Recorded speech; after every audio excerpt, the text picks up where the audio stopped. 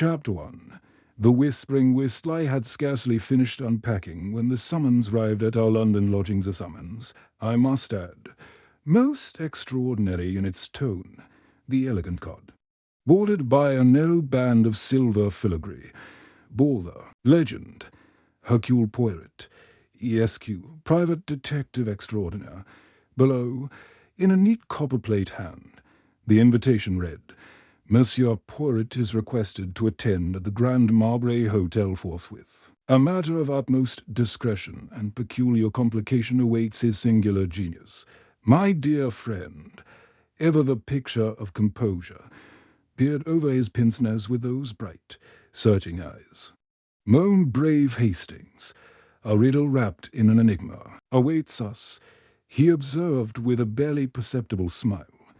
But first, one must ask what is the affair, and what puzzle whispers beneath the surface. It was the phrase whispering whistle that caught my attention. I dared to speak it aloud.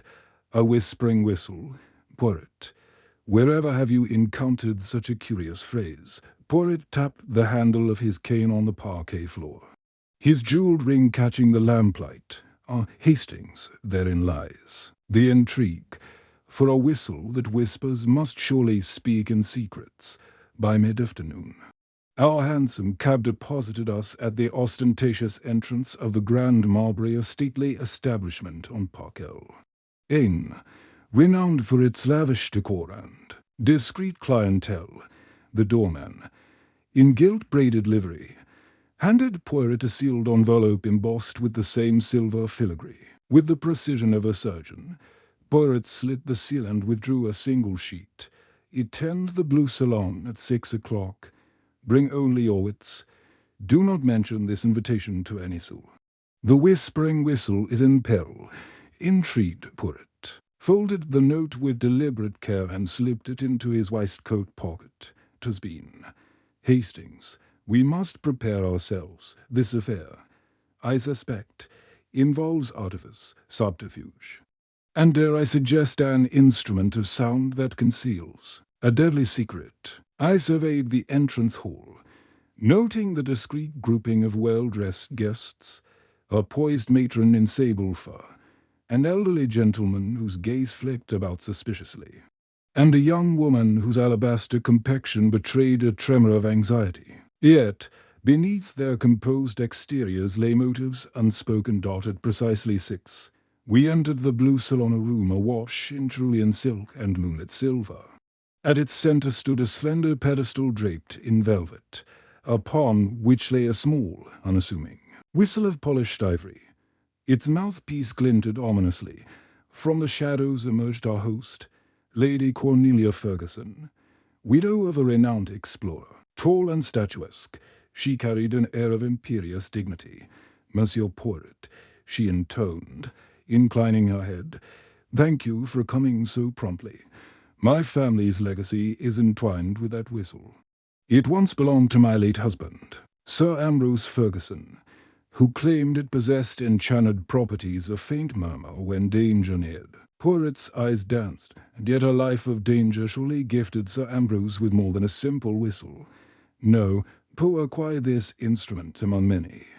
Lady Ferguson's voice quivered, though she strove to maintain poise. The whispering whistle vanished during my husband's final expedition in Tibet. It reappeared here last week, delivered anonymously.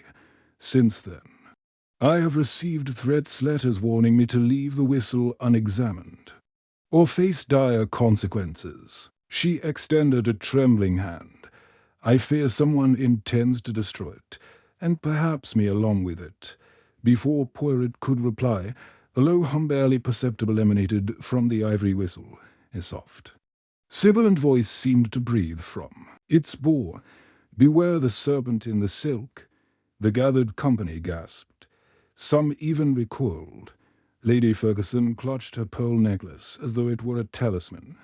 Poirot stepped forward, inspecting the whistle's surface minutely. Astounding. Nests pass, a whisper indeed, but I suspect an ingenious mechanical device rather than supernatural enchantment. Note the tiny perforations along the shaft through which air and sound might be manipulated. He lifted the whistle and held it aloft. Monsieur, madam, you have ranged this demonstration to frighten. Yet to what end? A threat hidden in riddles. It is our task to decipher who among us wields this twisted game. All eyes turned to Lady Ferguson's circle of acquaintances, her niece, Miss Evelyn Marston, a brilliant linguist, Colonel Reginald Brock, an old comrade of Sir Ambrose, Dr. Lionel Grant, a specialist in exotic diseases, and Mr. Felix Ward, a well-connected financier with shadowed dealings. Each stood rigid, their expressions inscrutable. I noted Miss Marston's trembling fingers as she adjusted her shawl and a juxtaposition of scholarly composure and latent fear. Colonel Brock's square jaw tightened, while Dr. Grant's pallid face masked an intensity that made me uneasy. Mr. Ward blended too comfortably into the wallpaper, as though he wished to disappear. Purrit replaced the whistle on its pedestal, his brow furrowed in contemplative intensity.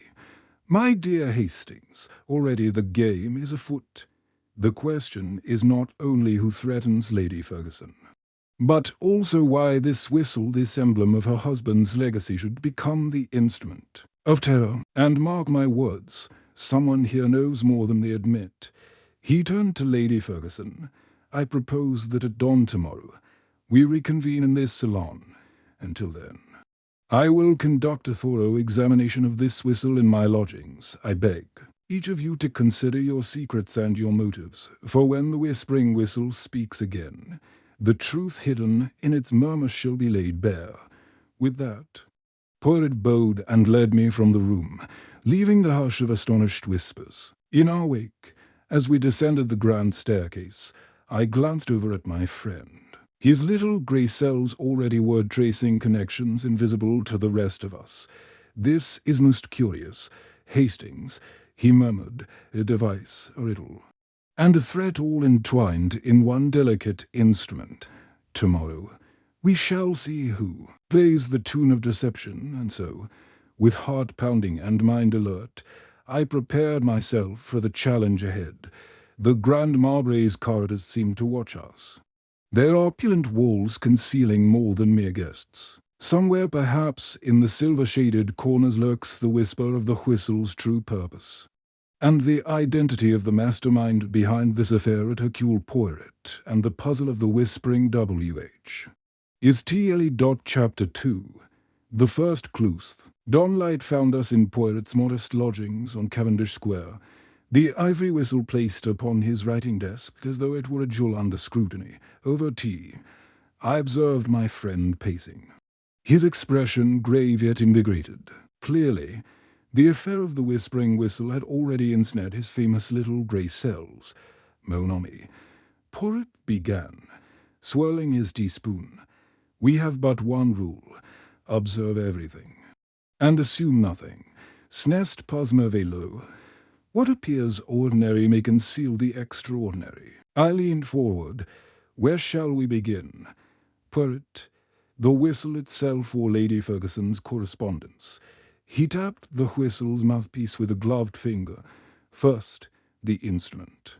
Note how the ivory is polished to a mirror finish far, too fine for a simple ornament. See here. He handed me a magnifying lens. Under its glass, I discerned barely perceptible hairline cracks near the lip, as if the whistle had been stressed, perhaps blown too forcefully or dropped. Additionally, he continued, pointing, these tiny perforations are unevenly spaced, not the work of an artisan accustomed to perfect symmetry. I suspect they were bored by hand. Hastily, perhaps under duress, I ran my thumb along the ridges of the whistle's shaft. Could those irregularities distort the sound, create the whisper effect? Precisely, Poirot said, smiling. Yet no one present seemed skilled in mechanics, who had access to such tools, and why deliver this device to Lady Ferguson at the Grand Marbrae? The room was empty when it arrived. No attendants witnessed the courier. He tapped the side of his nose, a most clandestine delivery. Next, Poirot retrieved the envelope from the previous evening, the seal freshly broken, but still crisp. He spread the single sheet on the desk. Notice the paper. I have a stock with watermark M. Sutter and Sons, a continental mill, not easily procured in London. He held it to the light. Moreover, the handwriting. See the curl of the Y in whistle, the flourish at the tail of the G in peril. We must compare this with Lady Ferguson's other correspondences.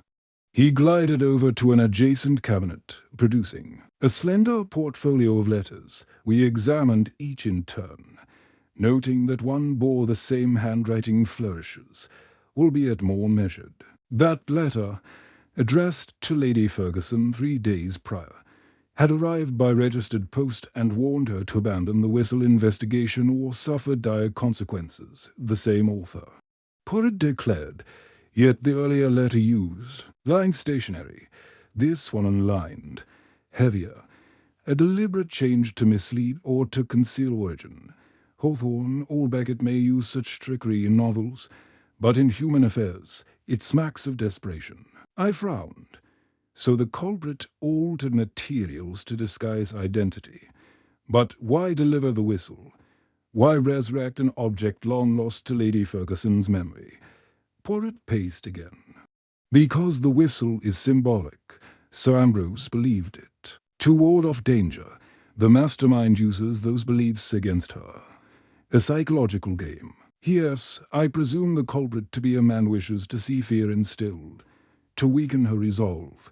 He leaned closer. Now observe this fingerprint on the envelope's flap.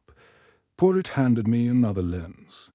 Half smudged, the print showed. A slender fingertip, elegantly manicured. Lady Ferguson bears no calluses. The crayer's cultured. Perhaps female or a man with delicate hands. Our suspects include Miss Marston and Lady Ferguson's own housekeeper, Mrs. Bettinck. Both have motive. Only one has opportunity. I recall Mrs. Bentinck's stony expression at our first meeting and Miss Marston's trembling. Fingers, intriguing. Poirot next turned to the hotel's register. We visited last night at the Blue Salon, only for guests admitted before we arrived. Let us confirm their comings and goings. He sent a polite note to the manager, requesting access to the salon's keycard logs and any attendance statements. Within the hour, the facts assembled swiftly upon Poirot's desk. Colonel Brock had entered alone at 3:45, lingering until 4:10. Dr. Grant arrived at 4:05, then departed at 5:50. Miss Marston had been seen in the corridor near Lady Ferguson's suite at 5:30. Mr. Ward checked in at 2 o'clock, but his whereabouts between 4 o'clock and 5 o'clock remained unaccounted for. See here, Poirot said, pointing to Grant's time span. He left early yet reappeared within minutes of the whistle's delivery. Why? To ensure proper placement. But the countenance of Dr. Grant suggested disapproval rather than confidence. I nodded. Colonel Brock's window of presence aligns with Miss Marston's corridor sighting. They could have coordinated, yet Mr. Ward's gap is most suspicious. No record. Nothing to place him anywhere. You are perceptive. Hastings, and what? Of Miss Marston's letters, we saw 3 in this portfolio, 2 addressed to her tutors in Cambridge, and 1 a draft in her handwriting found discarded in the fireplace of her sitting room. Poirot lifted a jagged piece of paper, charred at the edges, an apology. No. Hastings, a confession. My dearest aunt, forgive my deceit. I could not bear the shame of my secret experiment. If only I had not involved the whistle, the rest consumed by flame. My heart quickened. An experiment with the whistle.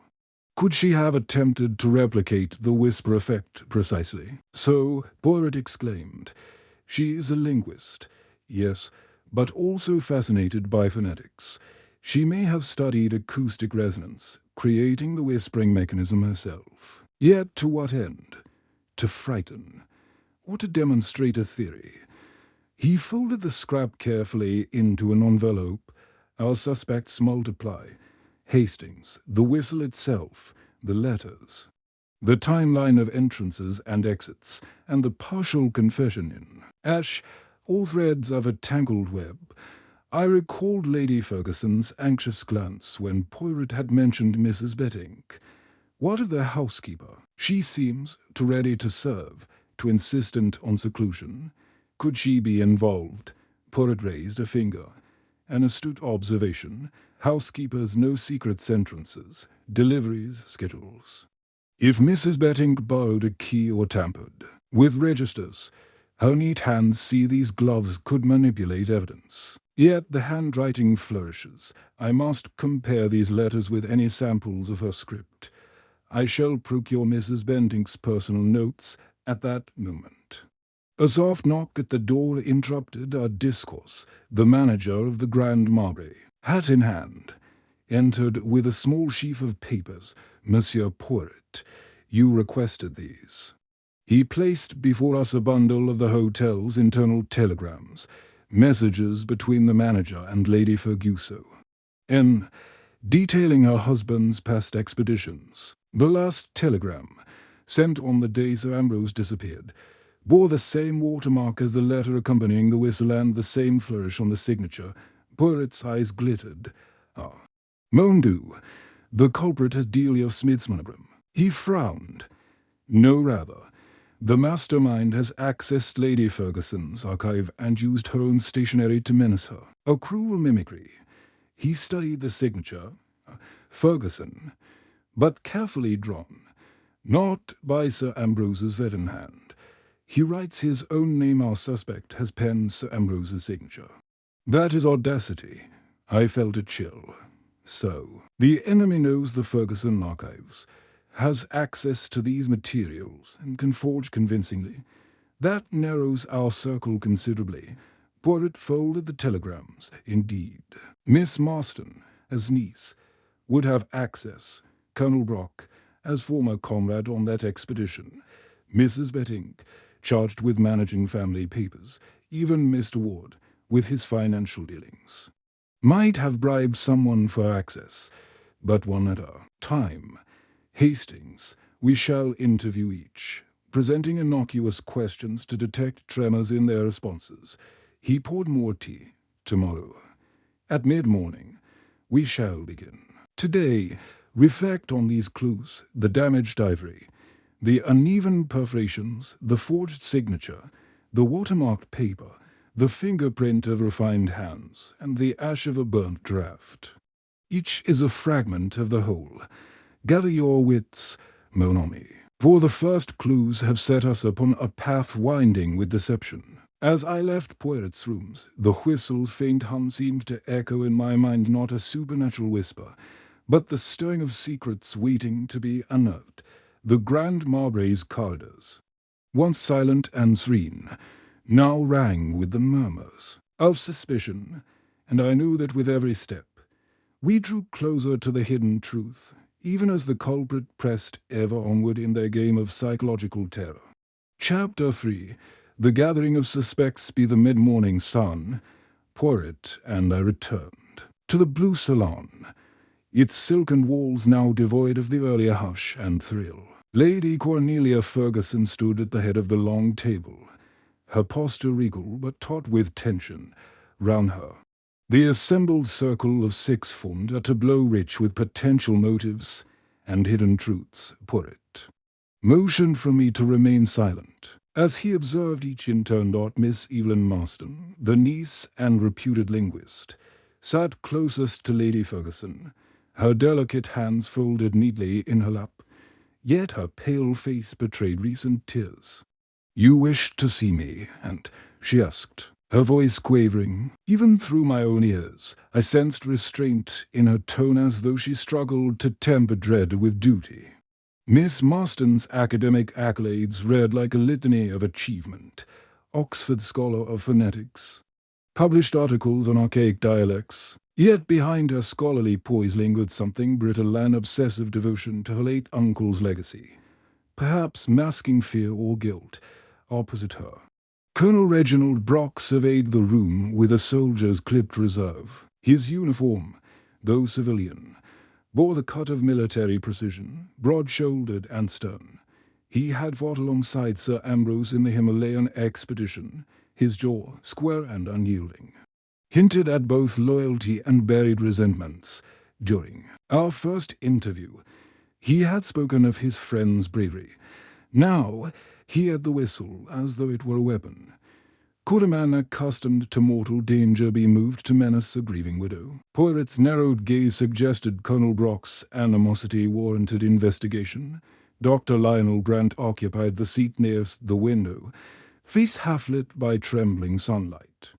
A specialist in exotic diseases, he had tended Sir Ambrose after a perilous Himalayan fever.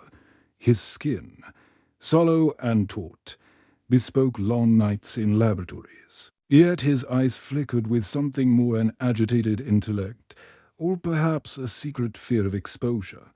I recalled how he had lingered near the whistle's pedestal upon our arrival, as though both fascinated and repelled.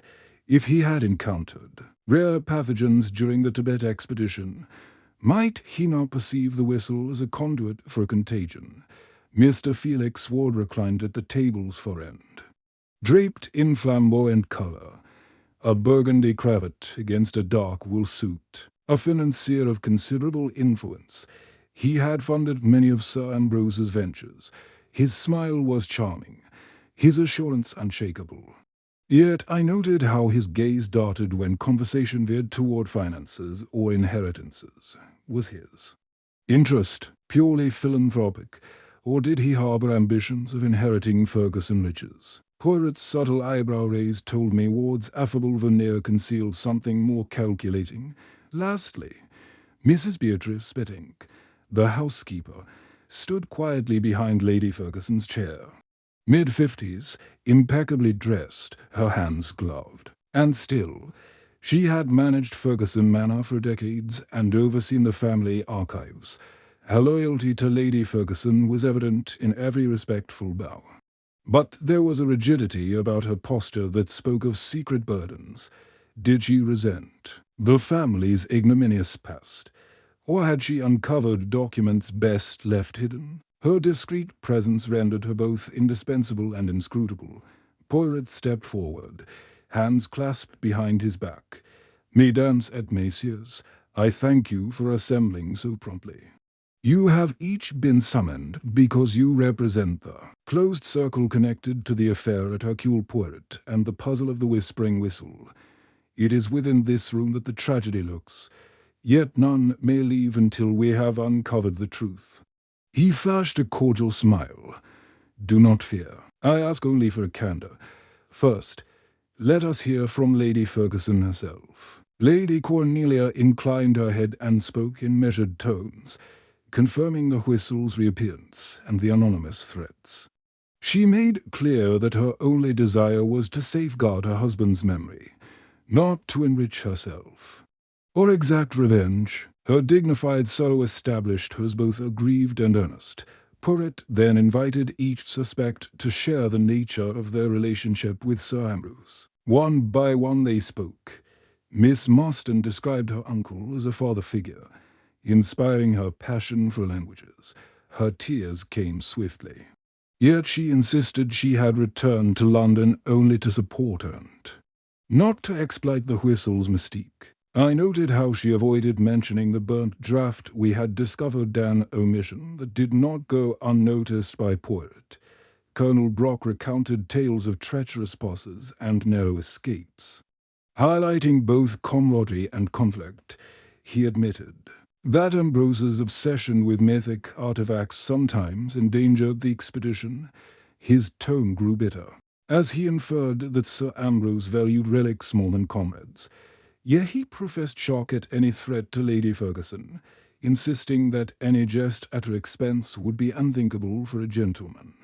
Dr. Grant spoke of medical emergencies on the mountain, of tending to frostbite and fever. He acknowledged that Sir Ambrose's enthusiasm often overrode caution, leading to unnecessary risk.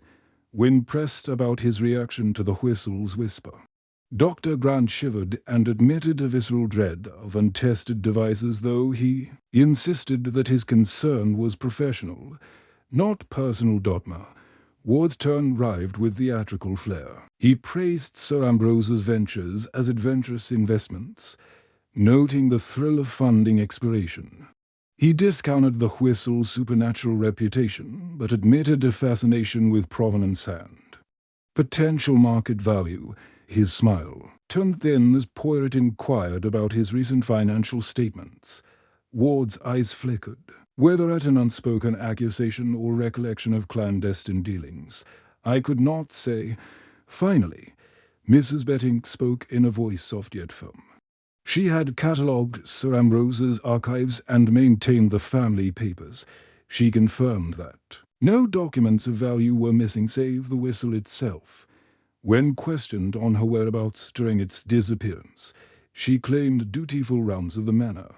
Yet when Poirot asked if she had ever handled that particular whistle before last, weak, her eyes faltered. A brief tightening at her throat suggested a hesitation. Poirot raised a hand. Magnifique. Thank you all. Now, I must request that each of you inform me if, at any time, you heard that whisper yourself. Miss Marston's face drained of colour. Colonel Brock's brows were upon. Dr. Grant dropped his gaze. Mr. Ward feigned indifference. Mrs. Betting shifted behind her gloves. Every one of them concealed a secret dot as the group dispersed for refreshment. Poirot tapped his temple. Observe. Hastings, each suspect's statement contains a kernel of truth and a thin veneer of deception. They speak sincerely of Sir Ambrose, yet deflect questions about the whistle itself. Our task is to pry open the veneer without frightening them into silence. He produced small notebooks and handed duplicates to Lady Ferguson's steward, instructing that each suspect receive a private invitation to meet with Poirot individually. Personal interviews will reveal nuances absent in public declarations. He explained, for a man or woman who lies in the light will reveal contradictions in the shade. I watched as Colonel Brock exited past a row of arched windows, his stride purposeful. Dr. Grant lingered by the blue damask curtains, eyes distant. Miss Marston retreated to the corner, tending to an imaginary frill on her gown. Mr. Ward drifted toward the door, consulting an unseen telegram, and Mrs. Betting, ever composed, lingered by Lady Ferguson, her gloved hands folded as though in prayer. Poirot folded his hands. The gathering is complete. Hastings, each suspect brings motive, means, and opportunity, but only one engineered. This masterful terror pieced together from family legend, technological ingenuity, and psychological torment. We must now separate the sincere from the sinister. He rested a gloved hand on the ivory whistle's pedestal. Tomorrow, we begin the initial interviews, but tonight, Hastings, you must reflect on this gathering, recall their words, their gestures, their silences, for it is in the unsaid that the truth hides, awaiting the detective who listens to what is not spoken. As we left the blue salon, I sensed the weight of unspoken tension settling in the air. The Grand Marbre's corridors no longer echoed with polite footsteps, but with the soft shuffle of suspicion and the whisper of a whistle that threatened to expose every hidden motive. Chapter 4. Poirot Arrivist moment had come for Poirot to make his formal entrance at the Grand Marbre, and the blue salon thrummed with nervous expectancy. Inspector Japp of Scotland Yard, who had arrived quietly earlier, took up a place beside Lady Ferguson. Clutching a leather folder of reports, I stood off to one side, noting the slightest trembling in the colonel's stiff posture and the rapid flitting of Dr. Grant's eyes across the room. Poirot swept through the double doors with his customary flourish, shoulders straight, shoulders back, chest forward, an elegant silhouette against the morning light. His impeccably tailored frock coat caught every eye, and his little grey cells already appeared to be whirring. With a single, fluid motion, He removed his black top hat, lifted it politely, and placed it upon the high table beside him. Amos, he began, voice calm yet resonant, I trust that all have slept well, though I suspect some have dreamed uneasy dreams. His gaze flicked knowingly from Miss Marston to Mrs. Bettinck, then paused on Mr. Ward. Today, we shall shed light upon the darkness surrounding the whispering whistle. Inspector Jupp cleared his throat. Monsieur Porritt, I thank you for assisting in this delicate inquiry. Our preliminary findings point to Colonel Brock as the prime suspect.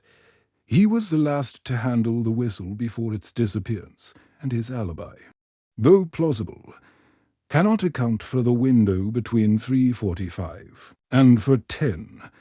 Japp tapped his folder. We have witness statements placing Colonel Brock near the Blue Salon shortly before the whistle's reappearance. It is my duty to bring him in for a further questioning. A hush descended. Colonel Brock's jaw clenched, his bronzed features hardened into a mask of indignation. He squared his shoulders. Inspector, I maintain I entered only to speak with Lady Ferguson about the Tibet expedition. I left no item behind. Any suggestion I engineered this terror is absurd. Porritt raised a slender finger. Inspector Jupp, with the utmost respect, your theory, though elegant in its simplicity, overlooks crucial details. He produced the forged telegram bearing Sir Ambrose's signature. Did you consider that the very papers used to frame Colonel Brock were pilfered from Lady Ferguson's personal archives? And the signature carefully imitated bears slight irregularities. One who understands Sir Ambrose's handwriting would not so clumsily reproduce it. Japp frowned. But the Colonel's presence cannot be ignored. The whistle was left in the salon and touched until he arrived. Porritt inclined his head. Precisely why your theory fails. If Colonel Brock were the culprit, why allow the whistle to lie undiscovered for weeks? Only to return it publicly and invite attention. No, my dear Inspector, our suspect wishes to manipulate fear, not merely to conceal guilt. The whistle's disappearance and dramatic reappearance are part of a psychological game one that requires Deans, a murmur rippled through the assembled group. Miss Marston bit her lip. Dr. Grant's hand flexed. Mrs. Bentinck's expression tightened. Even Mr. Ward's mask of urbane composure showed cracks. Porritt strode to the pedestal and picked up the ivory whistle. He held it between thumb and forefinger, turning it slowly. Observe how the perforations are uneven. An artisan of patience would have bored each hole with perfect spacing. Instead, we see haste and anxiety. Our culprit handled this device. Carelessly, an emotional signature, if you will. He glanced at Miss Marston.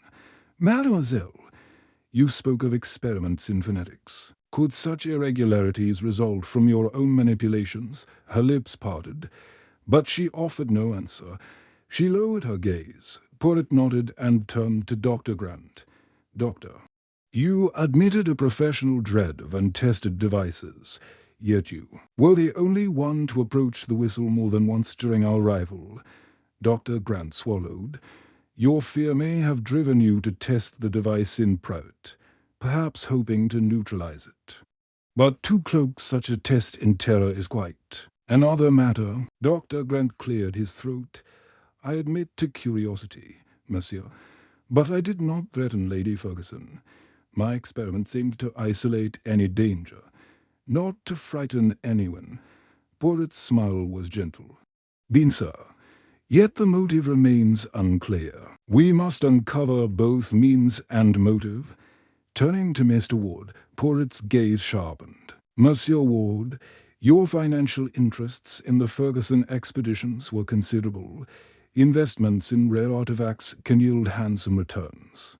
Did you expect the Whispering Whistle's fame to increase its market value, perhaps planning to profit from its legend? Ward's cheeks flushed as he leaned forward. I invested in exploration, not superstition, Ward declared. Sir Ambrose's reputation alone ensured profit. I deny any involvement in these theatrics. Porritt placed the whistle back on its velvet cushion and stood it in his waistcoat pocket. Your denial is noted. He then faced Mrs. Bettinck.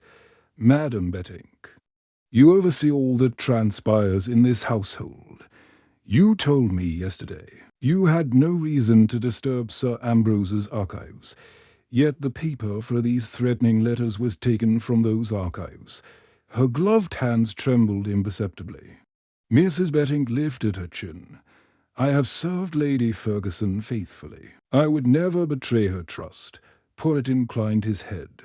We shall test that fidelity when I examine your keys and your ledger of issued passkeys. A note of finality entered his voice. Then, turning to Lady Ferguson, he spoke quietly. My lady, you have nothing to fear if your conscience is clear. Permit us to examine your study and your private papers. We seek not to overwhelm your grief, but to find the one who would exploit it for vile ends. Lady Ferguson nodded, pale yet resolute. You have my full permission, Monsieur Porritt. Inspector Jupp folded his arms, glancing at his watch. Very well. Colonel Brock, you are free for now. But I expect further interviews. I will take you aside later. With that, Jupp backed away, leaving the suspects to disperse the tension. In the room was palpable. Whispers fluttered like startled birds among the silk drapes. Porritt turned to me.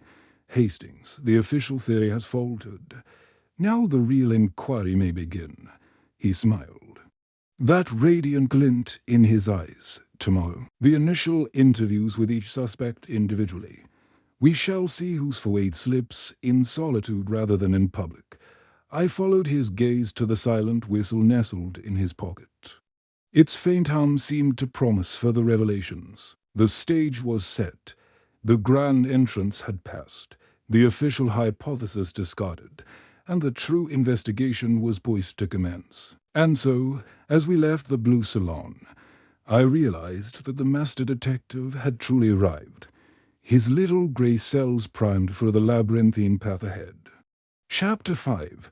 Initial interviews began. Late morning sunlight filtered through the tall windows of the blue salon as Porritt and I reconvened for the first of the private interviews. The room was cleared of all but a small writing table, 2 chairs, and the ever-present ivory whistle resting on its velvet cushion.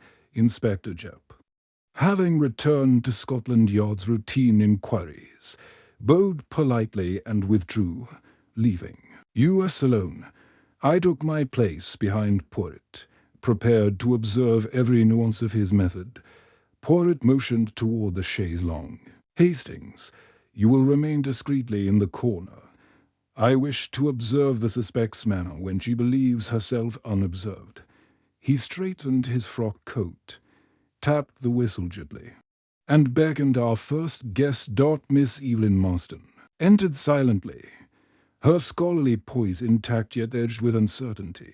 She wore a tailored morning dress in soft grey, and her eyes, magnified by spectacles, darted nervously to the whistle. Porritt rose to greet her with gentle courtesy. Mademoiselle Marston, thank you for joining me. Please, be seated. He indicated the chair across from him, then nodded toward a second chair beside my own. Monsieur Hastings will observe for any telling reactions. Miss Marston said, smoothing her skirt, and offered a small, measured nod. Porritt placed a neatly folded letter on the table. This draft was discovered in your aunt's fireplace. He began, his voice as calm as a placid lake. It bears your handwriting and suggests involvement with the whispering whistle. Can you explain how it came to be discarded there? Her lips parted, and for the first time in public she swallowed visibly. I wrote that draft in frustration, she stammered. My aunt's grief consumed her, and I feared she would chase shadows rather than peace. I attempted to develop a means of silencing the whistle's resonance to prove it no more than mechanical trickery. But the draft was a mere note to myself, not meant for harm. She paused, brushing a stray lock behind her ear. I burned it when I realized how it might be misconstrued. Porritt leaned forward, steepling his fingertips. You confess to experimenting with the whistle, yet you deny any intent to terrorize. Tell me, mademoiselle, what compelled you to manipulate its acoustics? She drew in a shaky breath. My uncle's work inspired my studies in phonetics. I hypothesized that a series of micro-perforations might distort airflow and create the whisper. My intention was academic demonstration, nothing more. Yet after the first tests, I saw how one could weaponize the effect. In panic, I destroyed my notes. Porritt nodded thoughtfully. And did anyone witness these experiments? Tools in your laboratory. Strange sounds echoing through the manor. Her gaze flickered. No one. I worked in the evenings, alone in my study. I took great pains to muffle the tests. She hesitated. But I regret the fear my actions may have caused. I observed her hands tremulous yet clean, her slender fingers betraying no sign of deliberate malice. Yet her admission of secret experiments and her proximity to the whistle's mechanism suggested opportunity. Porritt tapped the letter. Opportunity and knowledge are indeed evident, but motive remains uncertain. Why promise terror through anonymous letters rather than reveal your discovery and spare your aunt further distress? Miss Marston closed her eyes briefly. I feared that if the world learned the whistle was no more than contrived, it would destroy my uncle's legacy. I meant only to prove my theory. Then confess and restore faith in him. She looked at Porritt, tears glistening. I never intended real harm. Porritt smiled with measured kindness. Vodka is in the right place. Mademoiselle, yet fear can drive one to irrational acts. I thank you for your candor. He bowed slightly. You may go. I shall call you again if further questions rise. Miss Marston knows, pausing too. Look at the whistle. Her gaze lingered on the uneven perforations, and her fingers twitched as though longing to touch them. Then, with an almost imperceptible nod, she departed. Porritt waited a moment before exhaling softly. Observe, Hastings, he murmured. She is sincere in her remorse, yet her confession of nocturnal experiments places her in the circle of opportunity. We shall keep her in mind. But let us now question Colonel Brock, an hour later, Colonel Reginald Brock strode in. His uniform sleeves rolled to the elbow as though he expected physical toil rather than a quiet interview. His face, once stern, now betrayed weariness. He seated himself. Without a word, Porritt regarded him with inscrutable calm. Colonel Brock, Porritt began. You have spoken of your loyalty to Sir Ambrose. Yet telegrams have surfaced, suggesting friction between you following a fatal decision on the Himalayan pass. You wished to abandon a sacred relic. He insisted on retrieving it. Is that correct? The colonel's eyes darkened.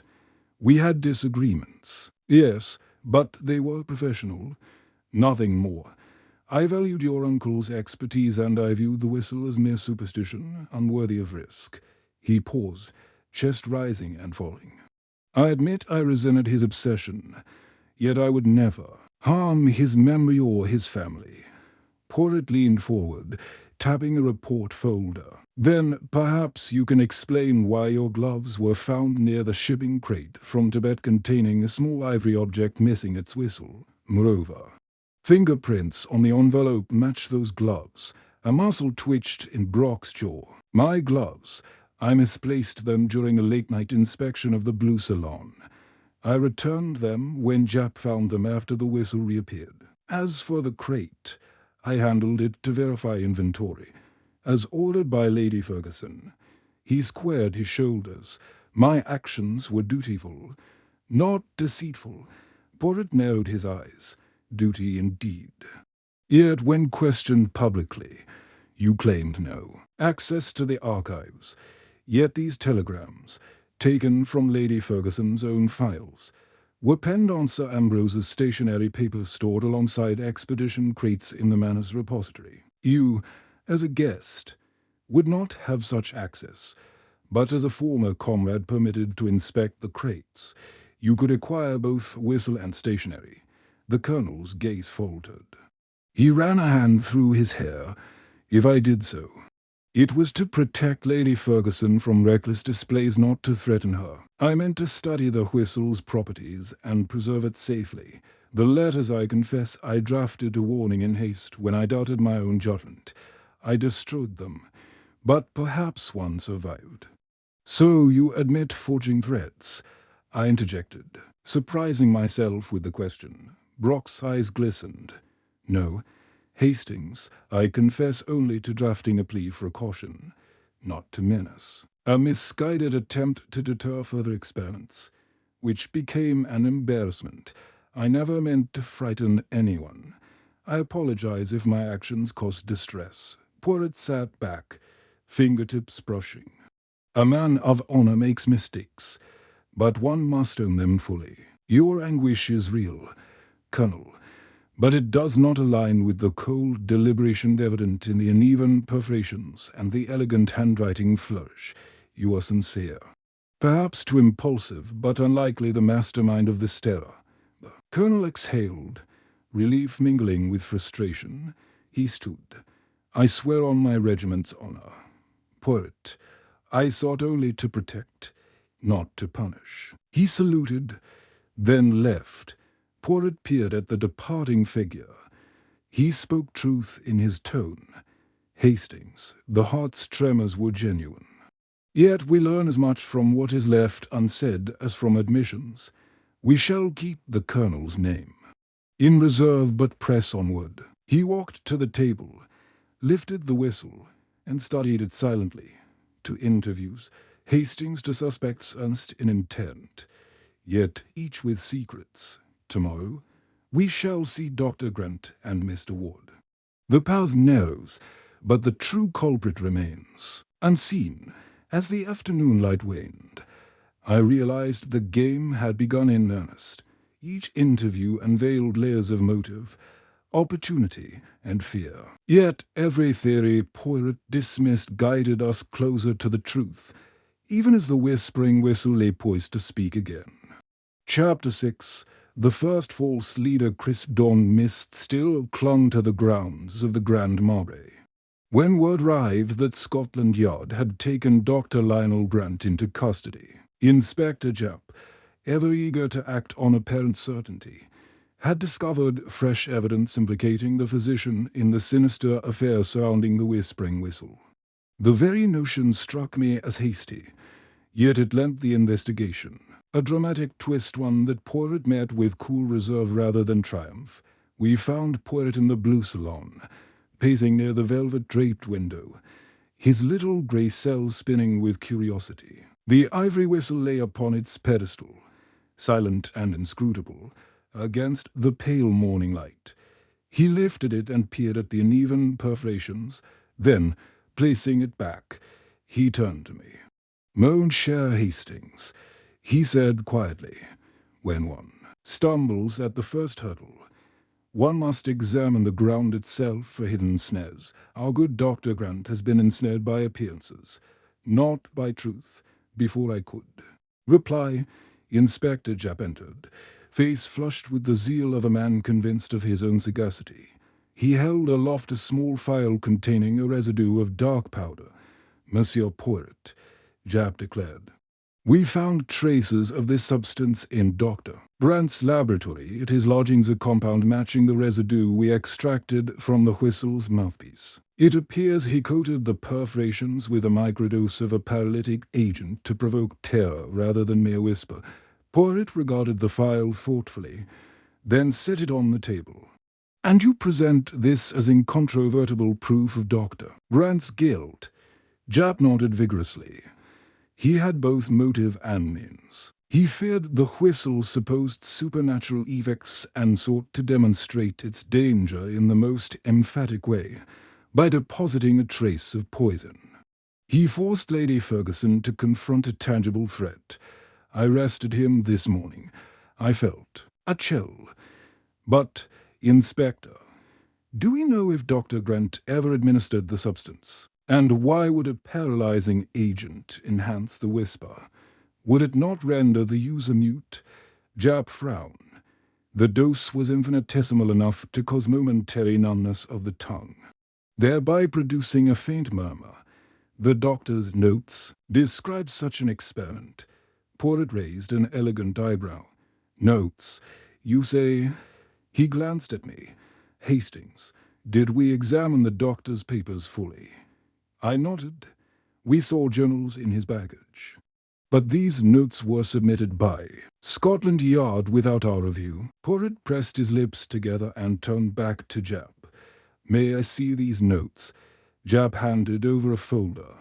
Porritt scanned the pages with swift, practiced eyes.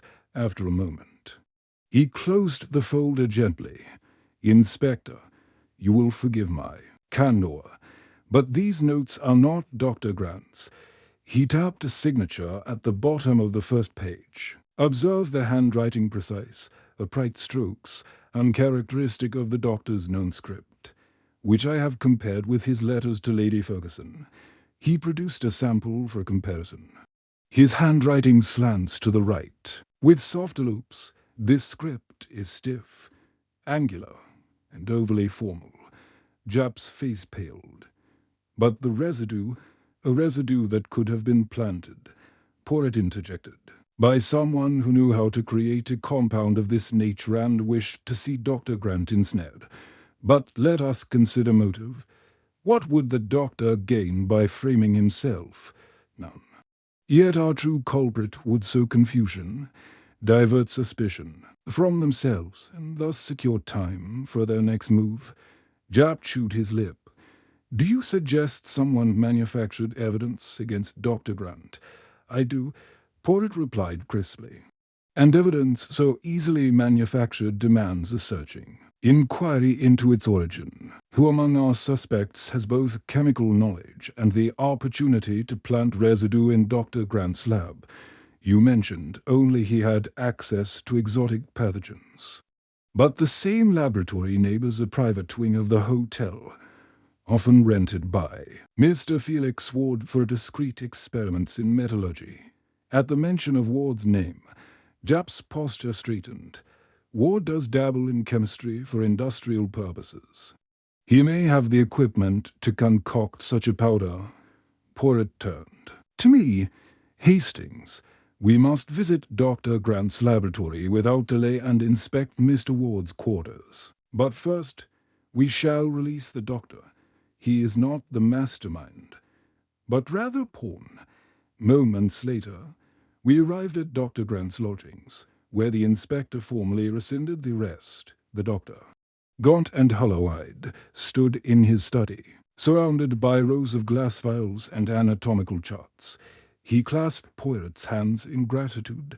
Monsieur, you have saved me from disgrace, Dr. Grant whispered, voice hoarse. I only sought to prove the whistle harmless. I would never have threatened Lady Ferguson. Porritt smiled kindly. Your desire was misguided, but your heart was true, Doctor. I regret the distress you have endured. As we departed, Porritt cast a glance back at the study's open door. The culprit fancies themselves a puppeteer. Hastings, they pull strings that ensnare the innocent, then withdraw to watch the tangled mess. We must locate the wire's source. Our next stop was Mr. Ward's suite in the hotel's east wing. The door stood slightly ajar, a breach of etiquette that hinted at urgency. Porritt tasked Jap with securing the door, then motioned for me to follow him inside. The suite was plush, heavy draperies, a marble fireplace laden with gold-framed portraits, and a series of glass shelves displaying curious metal ingots and alchemical apparatus.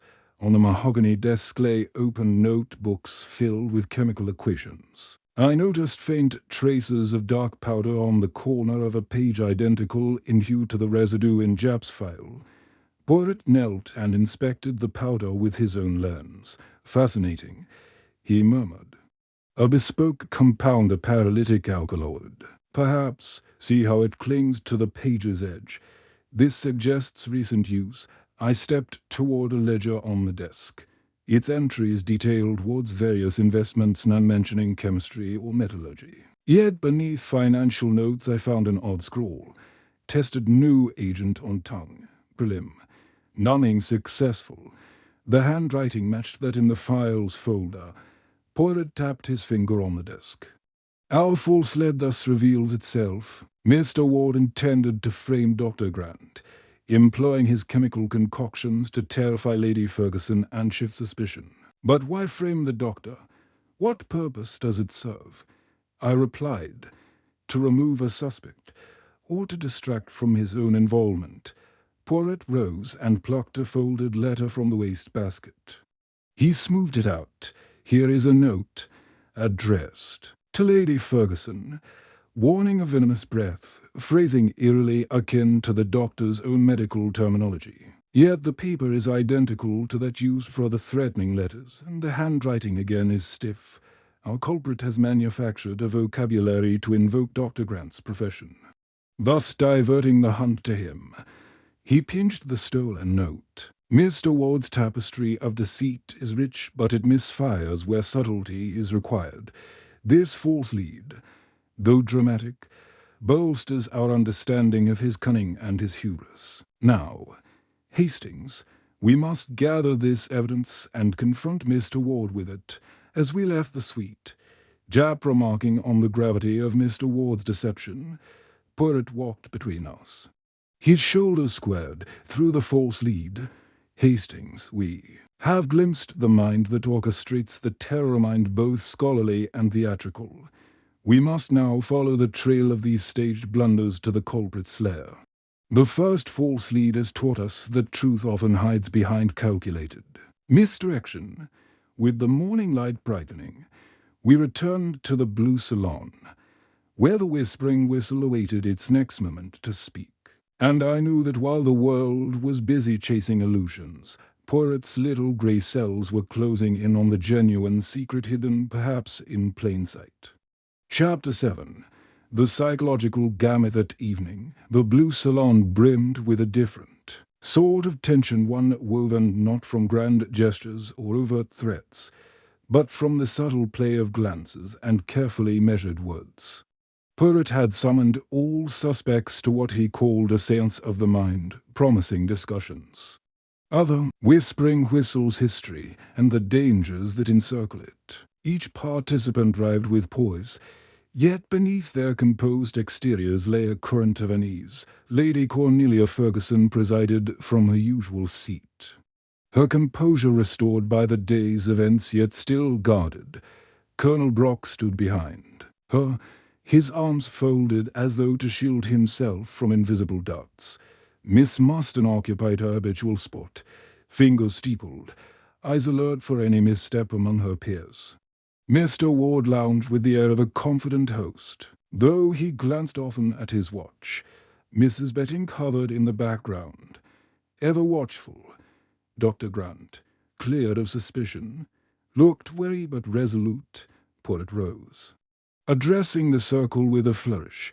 Msamas, tonight we engage not in interrogation, but in a psychological exercise. We shall speak of the whispers within us all, and in doing so, reveal that which we strive to conceal. He turned first to Colonel Brock. Colonel, you have known danger in its vast form. Tell us, when you faced the blizzard on the Tibet Plateau, what frightened you most, the cold, the cliffs, or the unknown that moves unseen? The Colonel's jaw tightened at the memory. He swallowed, then spoke in measured tones. The unknown. Monsieur, when you cannot see the danger, it creeps into your mind and turns the simplest sound a gust of wind, a distant crack into a harbinger of doom. Poirot nodded, an excellent illustration of how the mind amplifies terror. Now, Miss Marston, you study phonetics and the subtleties of sound.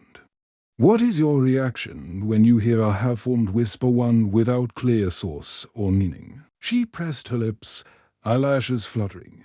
It unsettles me, monsieur. Our brains crave coherence. When deprived, We supply our own, often imagining threats where none exist. Her voice wavered slightly. Porritt smiled, tapping the ivory whistle on the table precisely.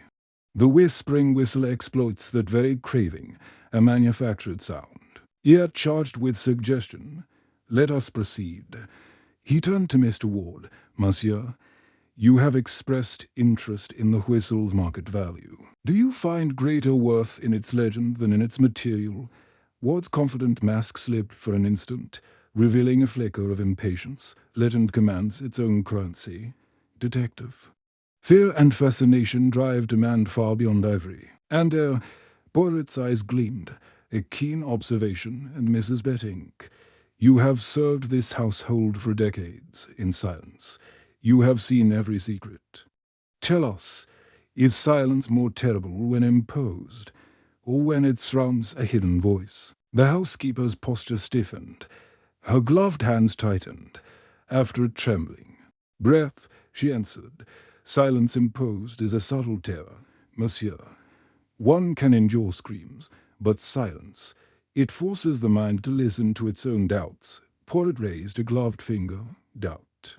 The greatest ally of fear. Finally, Dr. Grant, you have faced peril in biological form. What is the most effective means of terror poisons unseen kill, or a sound that foretells death? The doctor's face paled. He clenched the arms of his chair before replying, voice low. Both are insidious, but a whisper, a mere murmur, suggests someone is close, watching. It personalizes the threat. Porritt paced the room, each step measured. You see, Hastings, each has confessed to a deep-seated terror. Our suspect uses the terror as a weapon, exploiting each one's vulnerability. He stopped beside the whistle. Allow me now to demonstrate a psychological trap. He held the whistle aloft. This simple device can paralyze the bravest soul. He blew softly. The room filled with a barely audible sigh. Eyes widened, breaths caught. Then he laughed lightly. You see, a simple puff of air, yet each of you reacted. Miss Marston trembled. Colonel Brock's hand lifted to his throat. Mrs. Bentinck's composure cracked as she recoiled. Mr. Ward straightened, muscles taut. And Dr. Grant's face grew ashen. Porritt replaced the whistle on its cushion. Fear is contagious. Nests pause, but observe where each gaze falls. They search not the whistle, but each other. He invited them to partake in refreshments laid out at a side table. As they moved, Porritt and I slipped behind a velvet screen to observe from concealment. Tea was poured. Polite conversation resumed. Yet each word felt weighed, each gesture calculated. Colonel Brock leaned close to Lady Ferguson, whispering assurances. Miss Marston lingered near the windows, tracing the glass with a finger. Mr. Ward busied himself adjusting silver teapots. Mrs. Bettinck served pastries with a hand that trembled ever so slightly. Dr. Grant hovered near the door, poised to depart. Suddenly, Porritt tapped my shoulder. Hastings, notice how Mrs. Bentinck's hand shakes when lifting the pastry tongs, yet her chin remains raised. Pride in service masks fear. And watch Mr. Ward, he avoids all eye contact when I speak of value. We rejoined the group as Porritt cleared his throat. Msemis, I have one more exercise. He beckoned to Lady Ferguson. My lady, would you kindly hold the whistle for a moment? She hesitated, then lifted the ivory instrument. As she held it, Porritt asked each suspect a rapid-fire question. Colonel Brock, did you ever envy Sir Ambrose's legacy? Miss Marston, would you destroy the whistle to protect your reputation? Mr. Ward, would you purchase the legend at any cost? Dr. Grant, would you silence a fear by any means necessary? Mrs. Bettinck, would you betray trust to preserve a secret? Each flinched. Their answers clipped. Brock denied envy. Marston denied destruction. Ward denied greed. Grant denied extremity. Bettinck denied betrayal. Yet their eyes told a different story. Glances exchanged, shoulders tensed, breaths held. Porritt retrieved the whistle. "Thank you. You have all exposed yourselves proudly. Now, one final question. Who among you would use fear as currency?" He paused, voice whisper soft. "Think of your answer carefully, for it reveals the heart." A pin might have dropped. Miss Marston's lips quivered as she looked at her aunt. Colonel Brock's gaze flickered to his boots. Mr. Ward's mask of amusement slipped into a tight-lipped grin. Dr. Grant closed his eyes, shoulders sagging. Mrs. Betting inhaled, jaw trembling. Porritt closed his eyes briefly, then opened them, wide. "Fascinating. Each of you fears the whisper, but only one revels in its power." He turned to me with a triumphant gleam. "Hastings, take note. Our culprit is not the one who trembles, but the one who controls the tremble." As the suspects departed under Porritt's polite farewell, I lingered by the whispering instrument. The evening's games had revealed much: vulnerabilities, resentments, ambitions. Yet the true culprit remained concealed in the weave of fear. Tomorrow, Porritt would press further, laying verbal traps in private interviews. The psychological game had begun in earnest, and I sensed the next move would draw the mastermind from the shadows into the harsh light of deduction. Chapter 8. A secondary mystery. The sun had scarcely risen when a sharp summons drew Porritt and me back to the Grand Marbre. Lady Cornelia Ferguson's trembling voice, carried on a steward's note, spoke of fresh peril. "Monsieur Porritt, haste is required. A new threat has risen." We found her seated in her private study, clutching a trembling hand to her lips, her eyes wide with shock. Before her lay a silver tray, a dainty porcelain cup stained with the remnants of Old Grey.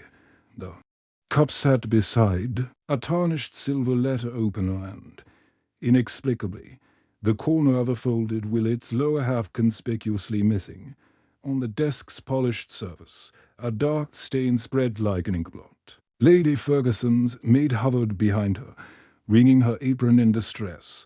Porritt knelt beside the tray and peered through his lens at the tea's residue. Observes Hastings, the fine powder, crystalline in form, clinging to the cup's rim. He tapped the cup lightly. The poison, perhaps antimony or aconite, strong enough to induce immediate nausea and collapse. "Lady Ferguson, you are fortunate to be alive." Her lips trembled, and she nodded. Voice hushed. I felt my throat close. I thought I would never speak again. He set the cup aside and examined the wool fragment. The document, penned in Sir Ambrose's careful hand, listed bequests of family heirlooms and specified guardianship of Lady Ferguson's estate. The missing lower portion, now gone, likely contained the clause regarding the Whispering Whistle's future custodianship. Porritt's gaze swept the room. Note the letter opener's blade, fresh scratches, as though it were used to pry open. An envelope too small for its contents, and here, he pointed to the bloodless stain, a small gash on the back of your hand. "My lady, a defensive wound, I suspect." Lady Ferguson lifted her gloved hand, revealing a faint red mark. I tried to push the letter opener away. She whispered. He turned to me. "Hastings, this is no mere escalation, it is a deliberate diversion. The culprit fashions a second spectacle of terror. One more visceral than the whisper, a poisoning, combined with theft of the will's crucial clause, ensures our attention is divided." Passing the cup to Inspector Jupp, who had arrived breathlessly, Porritt instructed, "Bag these items, please, then secure the study. No one may enter until we have photographed every angle." Jupp bustled to obey, his eyes betraying both frustration and relief at a tangible clue. Porritt guided us toward the desk's faint footprints on the Persian rug. "Observe these scuffs, only one set of shoe treads, slender and unshod of mud." Our culprit entered here, under cover of midnight, and confronted Lady Ferguson, who among our suspects had the opportunity to slip into her private study without rousing suspicion. I recalled how Mrs. Betting managed household keys and intimate knowledge of the corridors.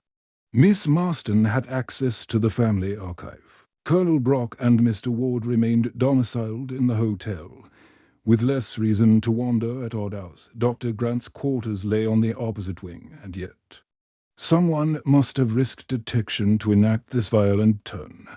Poirot paused, folding his arms. "My lady, who discovered you here? Did your maid enter unbidden?"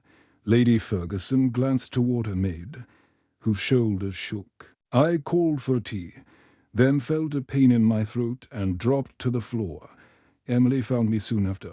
Poirot nodded, and Emily, the maid, swallowed. I heard a noise and came in. The tray was appended. I screamed for help. Her eyes darted to Mrs. Betting, who stood at the study door face, a mask of solemn duty. "Emily," Poirot said gently, "did you notice anyone leaving the room before you entered?" The maid's voice trembled. "No, sir." The corridor was silent. She bit her lip. "But I thought I heard soft footsteps like someone wearing slippers." Miss Marston had once confided a preference for delicate slippers by her study door. Could this indicate her involvement? Yet Poirot's mind weighed every possibility. Turning to Lady Ferguson, Poirot asked, "Has anyone recently handled this?" "Well," Lady Ferguson's brows furrowed, "only my niece and myself. I had planned to review it yesterday, but I was interrupted." Poirot nodded, and Miss Marston, at that moment. The niece appeared in the doorway, her scholarly demeanor replaced by alarm, and she exclaimed, "I heard and I came as soon as possible." "Oh, what has happened?" Her gaze fell on the cup and torn will. Poirot studied her reaction. He motioned for her to join us. "Mademoiselle, your presence here was not requested. Yet you knew of this chamber's significance." She swallowed. I worried from my aunt. I feared another note might be left. I did not enter until Emily called me." Poirot inclined his head. "Your concern is tender, but opportunity need not be malicious. You had access. Yet perhaps I am wrong." He turned to Mrs. Betting. "Madam, you who know every corner of this house, did you observe Miss Marston pass your station?" The housekeeper's lips pressed into a thin line. "I saw her hurrying down the corridor half an hour ago." "Monsieur, she did not pause." Poirot's eyes glittered. "Half an hour ago, long before tea was served." He tapped his pocket watch. "The maid arrived at 6:30. Someone slipped in after that." He raised a gloved finger. "A fresh investigation must begin. Retrieval of the will fragment, analysis of the poison, and interrogation of each suspect's whereabouts at the critical hour." He paused, pressing his fingertips together. "This a quandary mystery importantly. It shifts the emotional stakes. No longer is this merely mechanical terror. It is personal. The theft of Sir Ambrose's will clause strikes at your security and your inheritance. Someone among you stands to benefit." He fixed his gaze on Mr. Ward, who had drifted into the room, drawn by the commotion. Ward's usual confidence wavered under Poirot's unblinking stare. "Monsieur Ward," Poirot said softly, "you have written of fiscal gains from Sir Ambrose's memorabilia. Did you contemplate this clause's removal to enhance the whistle's perceived rarity?" Ward's lips twitched. "I know. Detective. My interest is in exploration, not machinations against the family." Poirot nodded, then looked to Colonel Brock. "And you, Colonel? As guardian of friendships, would you scour your friends' legacy for any gain?" The colonel stiffened. "Never, monsieur. I am outraged at the suggestion." His voice rang true, yet doubt lingered in Poirot's eyes. Finally, he addressed Dr. Grant. "Doctor, You handled toxins in your practice. Could you procure the poison so precisely? Grant's face drained. No, Poirot. I rebelled at the notion of harming anyone. You know my heart. Poirot stood, gaze sweeping the room, thus. We have motive, means, and opportunity for each. Tomorrow, I shall examine the fragments of that will, and the poison's precise nature. We shall uncover whose hand wields the whispering whistle and whose hand now wields the blade of betrayal. He placed a comforting hand on Lady Ferguson's shoulder. Madam, rest assured, though the game grows more perilous, we are closer than ever to unmasking the puppeteer. As we left the study, I felt the undercurrents shift. The culprit, having escalated to violence, was drawing increasingly desperate strokes. And in that desperation lay their undoing. Chapter 9. Hidden Connections. The following evening, Poirot summoned the remaining suspects to an intimate dinner in Lady Ferguson's private dining salon rue. Of dark oak and flickering candelabra designed to foster open conversation. The table was set for 5. Miss Evelyn Marston, Colonel Reginald Brock, Mr. Felix Wood, Mrs. Beatrice Bittink, and Dr. Lionel Grant. Poirot and I took discreet positions near the door, prepared to observe the currents swirling beneath well-mannered discourse. Lady Ferguson presided at the head, her composure restored by the day's inquiries yet shadowed by recent violence. As she poured wine for each guest, Poirot leaned toward me in a whisper. Hastings, tonight's purpose is to illuminate the web linking our suspects. Where one thread crosses another, secrets emerge. The guests settled, their polite exchanges laced with guarded inflection. Miss Marston and Colonel Brock spoke of Sir Ambrose's expeditions, her academic admiration balanced by his recollections of danger. Yet I noted Miss Marston's glance linger on Brock's hand as he traced the rim of his water-glass, as if seeking reassurance or bargaining for something unspoken. Across the table, Mr. Ward and Dr. Grant discussed the logistics of preserving ivory artifacts.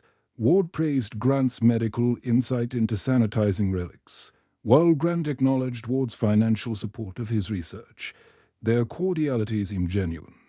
Yet I recalled how Ward's letter listed payments to Grant for consultation fees, far exceeding customary guest courtesy. This hinted at a deeper financial dependence, perhaps favor traded for silence. Mrs. Bettink, attending to Lady Ferguson's glass, remained quietly observant. At one point, she exchanged a subtle nod with Miss Marston when the niece referred to family obligations. That glance betrayed familiarity beyond mistress and housekeeper, almost sisterly complicity. Poirot's eyebrow flicked. Notice, Hastings. Miss Marston's experimental work required access to ivory cores from the manor's repository. A task Mrs. Bettink would facilitate. Such intimacy could breed resentment or rivalry. As the first coarse roast pheasant with truffle sauce was served, Poirot rose, tapping a spoon against his glass. Msamis, we have spoken of threats and diversions tonight. Let us reveal connections that might explain why one among you would orchestrate such terror. He fixed his gaze on Miss Marston. Mademoiselle, you and Colonel Brock share memories of your uncle's final days. Yet your scholarship predates your acquaintance. How did you meet? Her lips parted. Colonel Brock and we met upon my return to London. He arranged access to family papers from my research. She swallowed. Without his endorsement, I could not have studied the whistle's resonances. Brock inclined his head. Evelyn's work fascinated me. I wished to support her, to ensure Sir Ambrose's legacy endured. His tone was protective, but the glint in his eye suggested pride rather than benevolence. Poirot pivoted toward and Grant. Gentlemen, you share a professional rapport, yet your financial entanglement raises questions. Mr. Ward, your investments in Sir Ambrose's ventures required Grant's medical oversight. Yes, Ward hesitated, then admitted. I engaged Dr. Grant to verify the authenticity of artifacts to ensure no biological hazards. Grant's gaze flickered toward Ward. and I was grateful for the work," he added, though the thanks seemed strained by interest rather than sincerity. Poirot nodded toward Mrs. Bettinck. "Madam, you have choreographed the movements of every document within this household. Yet you and Colonel Brock have conversed in private this afternoon. What counsel did you share?" Bentinck's gloved hands tightened. "Colonel sought guidance on managing Lady Ferguson's affairs while she convalesces. I advised him to maintain discretion." Her measured tone masked a flicker of impatience. Poirot's eyes gleamed. "Discretion indeed. But discretion can conceal much affection, ambition, betrayal." He paused. "Now, let us consider alliances. Colonel Brock, you arranged for a Miss Marston's access. Mr. Ward, you financed Dr. Grant's analyses. Mrs. Bettinck, you guarded Lady Ferguson's secrets. Each of you depends on the others, yet in such dependency lies motive, perhaps to protect, perhaps to control." Miss Marston set down her glass, heat colouring her cheeks. "My work was my own. Colonel Brock merely opened a door." She spoke swiftly, as if eager to disentangle herself from any obligation. Colonel Brock's jaw tightened, but he made no reply. Dotmer. Ward cleared his throat. "My funding required expertise. Dr. Grant's skill preserved more than artifacts. It preserved reputations." He forced a smile toward Grant, who met it with a curt nod but no warmth. Poirot tapped his knife against the tablecloth. "Masquerades of mutual benefit often hide darker bargains. I urge you all to reflect on your involvement. Did any of you benefit from the Whistle's legend, the stolen will clause, or the fear you have sown?" The question hung in the air like a challenge. At that moment, a soft chime echoed through the manor the announcement of evening mail. Mrs. Bettinck excused herself to retrieve letters as she left. Poirot leaned close to me. "Observe, Hastings. She controls information flow. Without her, no one knows where the wolf fragment lies, nor who holds the key to Lady Ferguson's private papers." Miss Marston rose to assist Mrs. Bettinck, her skirts brushing over an envelope on the sideboard. The envelope, and sealed, bore the same silver filigree as the threatening letters. It spilled a single card inscribed, "Think you know the game." She picked it up, fingers trembling, yet she did not open it. Colonel Brock glanced away, concern etched on his face. Mr. Ward and Dr. Grant shifted in their seats, their attention drawn to the silent drama. Poirot raised his hand for calm. "An interlude," he said softly, yet revealing. Miss Marston's instinct was to conceal the note, suggesting guilt or fear of discovery. He motioned to Colonel Brock. "You, Colonel," showed genuine alarm. A man of honor fears for the innocent. Mr. Ward's curiosity flickered with opportunity. Dr. Grant's gaze was clinical analysis over empathy. He studied Mrs. Bentinck's return silently. She retrieved the card, pressed it into Lady Ferguson's hand, then retreated. Poirot closed his eyes momentarily. Hidden connections indeed. Financial, scholarly, domestic. Each bond tightens the web, and within that web the culprit moves unnoticed. Tomorrow, I shall untangle these strands through further private inquiries. He tapped his temple. The truth hides not in the obvious alliances, but in the clandestine debts we owe and those we refuse to repay. As dinner concluded, the guests dispersed under Poirot's polite farewells, each flanked by the weight of unspoken ties. I helped Lady Ferguson from the dining room, her hand brushing the note. "Monsieur Poirot will see you safely to your chambers," I said gently. She nodded, eyes distant, burdened by the evening's revelations. Outside, I joined Poirot on the moonlit terrace. He inhaled the cool night air, then smiled. "Hastings, the game deepens. We have seen how alliances can conceal ambition, and how debts can become demands.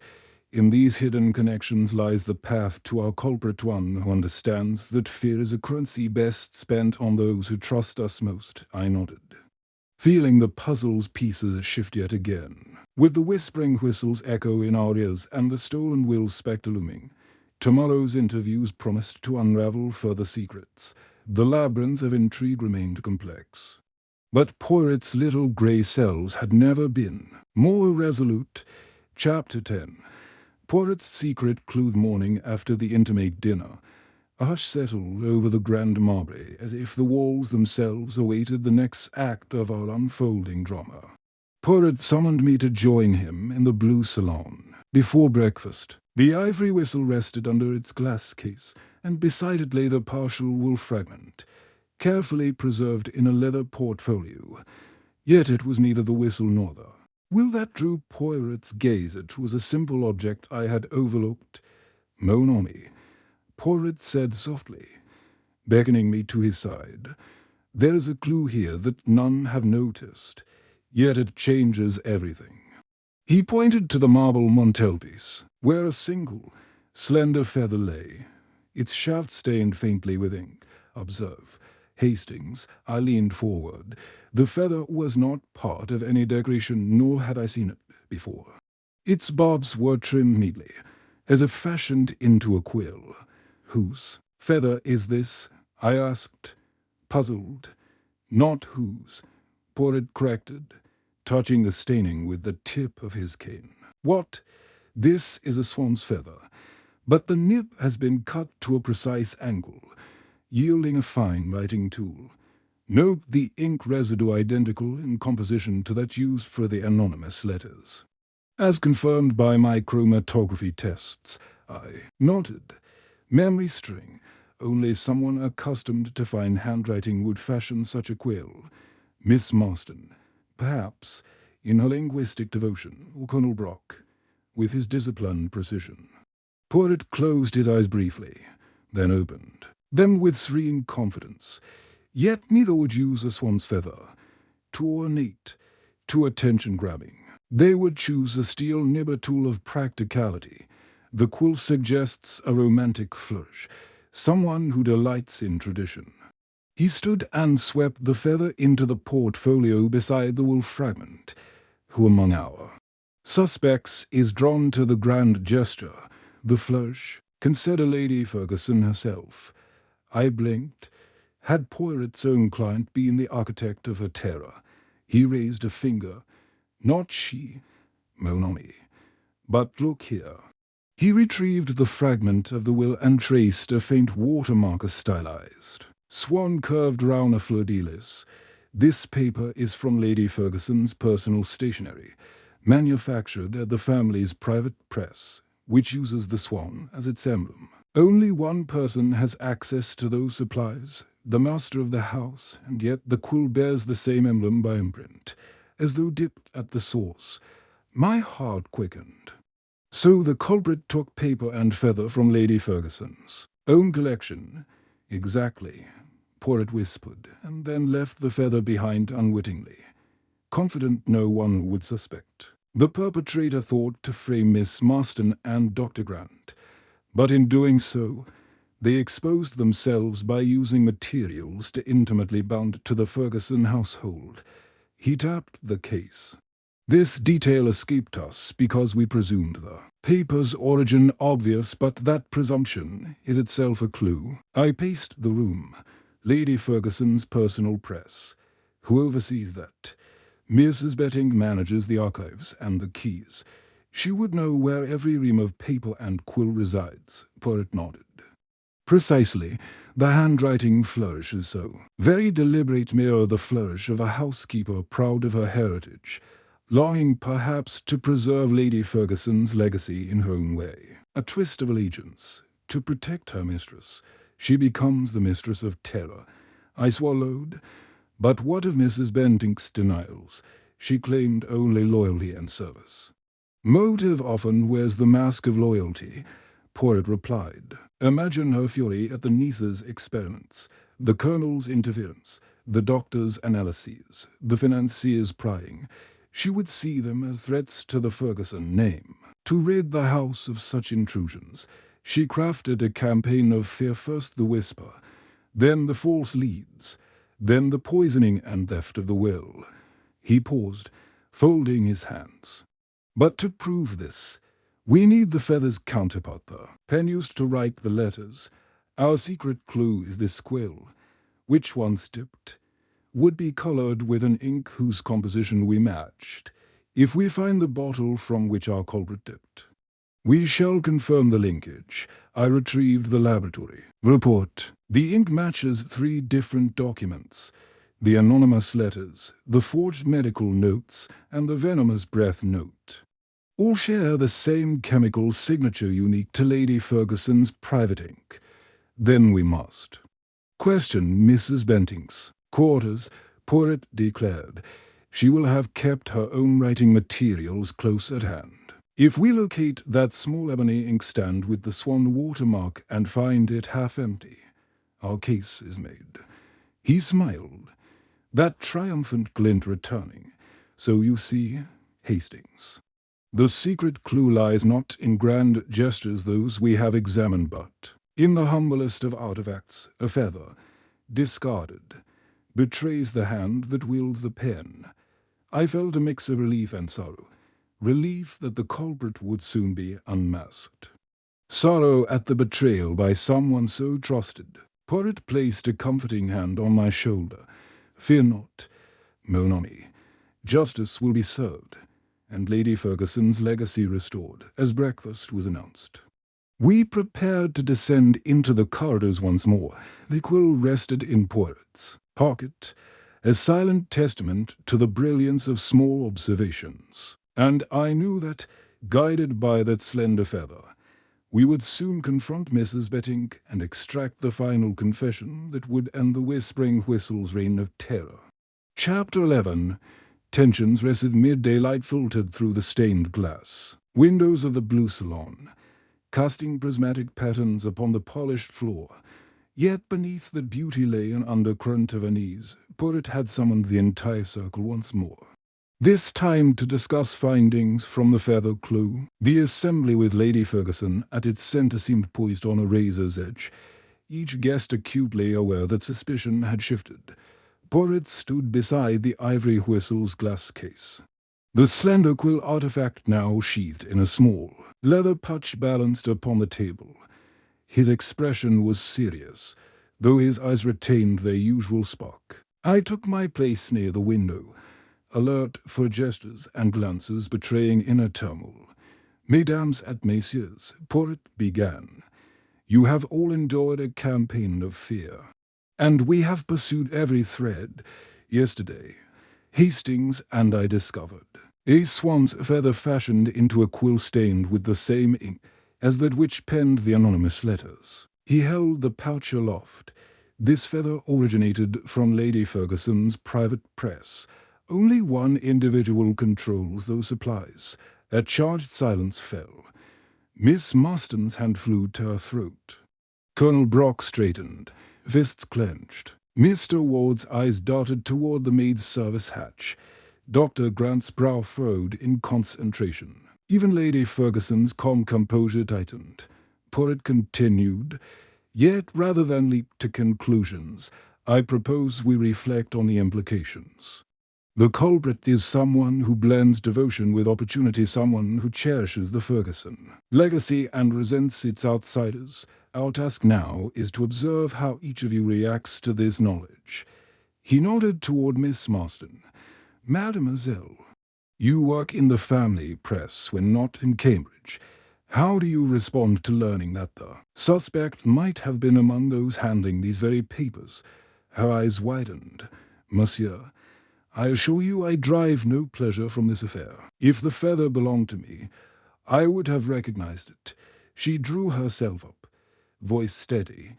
I did not touch the family stationery beyond my own correspondence. Porritt inclined his head. A clear denial. Yet observe your gaze. You looked at the pouch with surprise, then relief. Relief is telling when fear is expected. Miss Marston's lips parted, but she offered no further comment. her scholarly poise returning as she folded her hands. Turning to Colonel Brock, Poirot said, "Colonel, you share Miss Marston's access when you escorted her to the archives. What is your reaction?" The colonel exhaled slowly, shoulders dropping. "I am angered, more than fearful," he said. "To think that someone within this circle would employ such cunning. It breeds distrust." He met each suspect's eyes in turn. "Yet I would never harm Lady Ferguson or her legacy. My loyalty is beyond question." Poirot's gaze shifted to Mr. Ward, Monsieur Ward, as financier and patron. "You two have reason to preserve Ferguson heritage. Does this revelation disturb or amuse you?"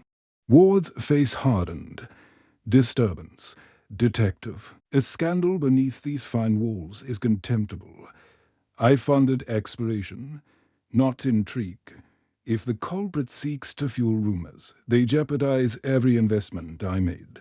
He paused, glancing at Dr. Grant. "Surely, Doctor, you share my concern." Dr. Grant cleared his throat. "Indeed, Monsieur, but I must ask if the feather is from the private press. How did our suspect gain access? Not even a guest would be permitted near those papers." He looked at Mrs. Bettinck, who stood off to the side, her posture rigid as a statue. "Madam Bettinck, perhaps you can explain." The housekeeper's calm facade cracked. She pressed gloved fingers together, lips thinning. "I have the keys. Yes," she admitted, voice low.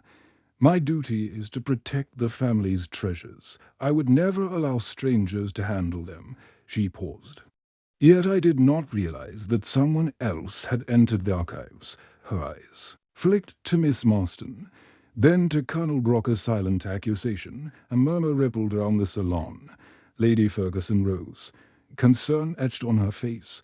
"Emily," she said gently, using the housekeeper's given name, "no one else should have your keys. Did you notice any tampering?" Mrs. Bettinck drew in a breath. "Last night I found the door slightly ajar, though I am certain I had locked it." She straightened. "I fault no one yet, but the truth must be known." Poirot raised a slender finger. "A door left ajar suggests opportunity, but did the culprit intend to be seen, or to create the illusion of intrusion? Consider, by alerting Mrs. Bettinck, they cast suspicion upon any guest. The greatest misdirection is one that shifts blame while hiding in plain sight." He motioned toward Dr. Grant. "Doctor, did you find any evidence of forced entry when you examined the archives?" Dr. Grant glanced at Quill, then at Mrs. Bettinck. "No. Signs," he said. "Everything appeared orderly except the slight creak in the door hinge." He met her gaze. "I heard it too, then dismissed it as old wood settling." Poirot nodded. "Old wood or a planted diversion. Hastings, Will, you fetched the ledger of issued keys." I moved to the desk and returned with the bound book. Poirot opened it to the page listing last night's checkouts. Only 3 entries: Colonel Brock's for research, Miss Marston's for her studies, and Emily Bentinck's usual rounds. No other name. He tapped the ledger. No record of any unauthorized key removal. Thus, the culprit used Mrs. Bentinck's own key in a where we would check. But who among the guests could access her person? Who would appear above suspicion? He looked steadily at Mrs. Bettinck. "Madam, you claim not to know who handled the archives, yet you, of all people, would recognize someone who borrowed your key." Mrs. Bentinck's shoulders rose defensively. "I was distracted by the attack on my lady," she said. "I did not think to inspect my keychain until this morning." Her voice trembled. Betraying inner conflict, Poirot turned to the entire assembly. "Now you see the tension rise. Each of you suspects one another. Alliances fray when trust dissolves. Yet the true culprit remains among you, manipulating both feather and fear." He closed the ledger. "I ask you all, Reflect on your actions, past and present, tomorrow. I shall require your presence individually to clarify who borrowed the key and why. With that, Poirot dismissed them with a slight bow. The suspects drifted away, their polite nods tinged with reluctance. I watched as Colonel Brock and Miss Marston exchanged whispered words. Mr. Ward strode past the maid's hatch with purposeful stride. Dr. Grant lingered by the mantel, studying the quill's glass case, and Mrs. Betting retreated to Lady Ferguson's side. Her posture more humble than before, Poirot turned to me, expression thoughtful. Hastings, the tension among them is our ally now. Fear divides, suspicion isolates. As they grow uneasy, each will reveal more in private interviews. The key remains the quill's origin, but the game intensifies, as they guard themselves more fiercely. I nodded. The pressure is mounting. Poirot, soon the cracks will widen. He placed a hand upon my shoulder. Patience, mon ami. The next interviews will unmask the soul behind the deed. For now, we watch the rising tensions and let fear do our work. As we left the blue salon, the prismatic light danced upon the floor, obscuring dark footprints of uncertainty, and I knew that when the next dawn broke, one among them would falter, revealing the final link in the chain that led to the Whispering Whistle's architect of terror. Chapter 12. The confrontation at morning found the blue salon ranged for a most intimate encounter, to chairs facing one another, the ivory whistle displayed beneath its glass case, and Poirot seated with a small table between him and his guest. I took my customary station at the back, ready to note every nuance. Today's meeting was with Mrs. Beatrice Betting, the housekeeper whose loyalty had been both unquestioned and, as Poirot suspected, perverted into a weapon of fear. Mrs. Betting entered with her usual dignity, gloved hands clasped before her. Her face was pale, though she strove to maintain composure. Poirot rose and bowed with courtly grace. "Madam," he began softly, "thank you for joining me. Please be seated." She lowered herself into the chair across from him, her posture impeccable, yet I noticed her shoulders tremble subtly. Poirot placed before her two items, the leather pouch containing the swan's quill, and a small ebony inkstand engraved with the same swan watermark. "These," he said, "are the implements by which our culprit penned letters of dread and orchestrated a campaign of terror. Tell me, madam, where did you last see your inkstand?" Mrs. Bentinck's gloved fingers lifted toward the pouch, then paused mid-air. "Monsieur Poirot, that quill belongs. It belongs to the family press. I have not handled it since Sir Ambrose's funeral." Her voice wavered. "Nor have I used the inkstand beyond transcribing Lady Ferguson's correspondence." Poirot nodded. "Yet the ink we matched to the anonymous letters is identical in chemical composition to the ink within this very stand." He tapped the ebony lid lightly. "A rare blend. Imported decades ago for Lady Ferguson's private press, who but you would have unfettered access."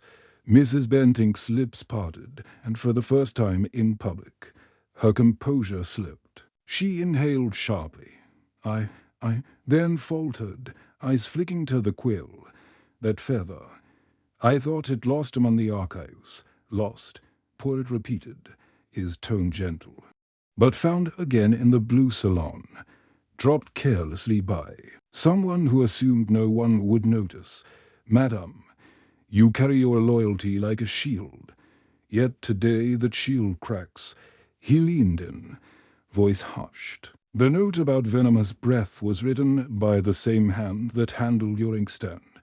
The forged medical notes, the poisoned teacup-each script penned with this quill dipped in your ink. You alone could account for both." A flush of anger colored Mrs. Bentinck's cheeks. She rose abruptly, gloved hand knocking the pouch to the floor. The quill rolled across the rug as she exclaimed, "You have no proof. This is absurd. I served this family for 30 years. Do you accuse me of betraying my lady? Tears glimmered in her eyes. I would die before harming her. Poirot extended a calm hand. Madam, I do not doubt your devotion only, the misdirection of your devotion. You wear loyalty as armor, yet wielded fear as a weapon. You penned threats to protect Lady Ferguson's estate from those you deemed unworthy. The niece's experiments, the colonel's interference, the doctor's analyses, the financier's ambition. Each acted in your mind to undermine the Ferguson name. She shook her head vehemently. No, they sought only to preserve her memory. My task was to guard the household. But this terror, her voice cracked. She rushed forward to retrieve the quill, clutching it to her chest. I only wished to frighten them into respecting her. Her posture became rigid, as though poised on a narrow ledge. I never meant to harm. Poirot raised a slim finger. Madam, the gash on Lady Ferguson's hand, the tampering with her will, the poisoning, these were not mere frights. They spoke of malice, not concern. You crossed the line from protector to persecutor. Her gloved hand trembled round the quill. She met Poirot's gaze, rage and fear flickering in her eyes. You think me a villain, but I did this for her. She pressed the feather to her lips, as if in benediction. I loved her like my own daughter. I could not bear to see her legacy sullied by outsiders. Poirot's voice softened. Love can drive one to madness when twisted by fear.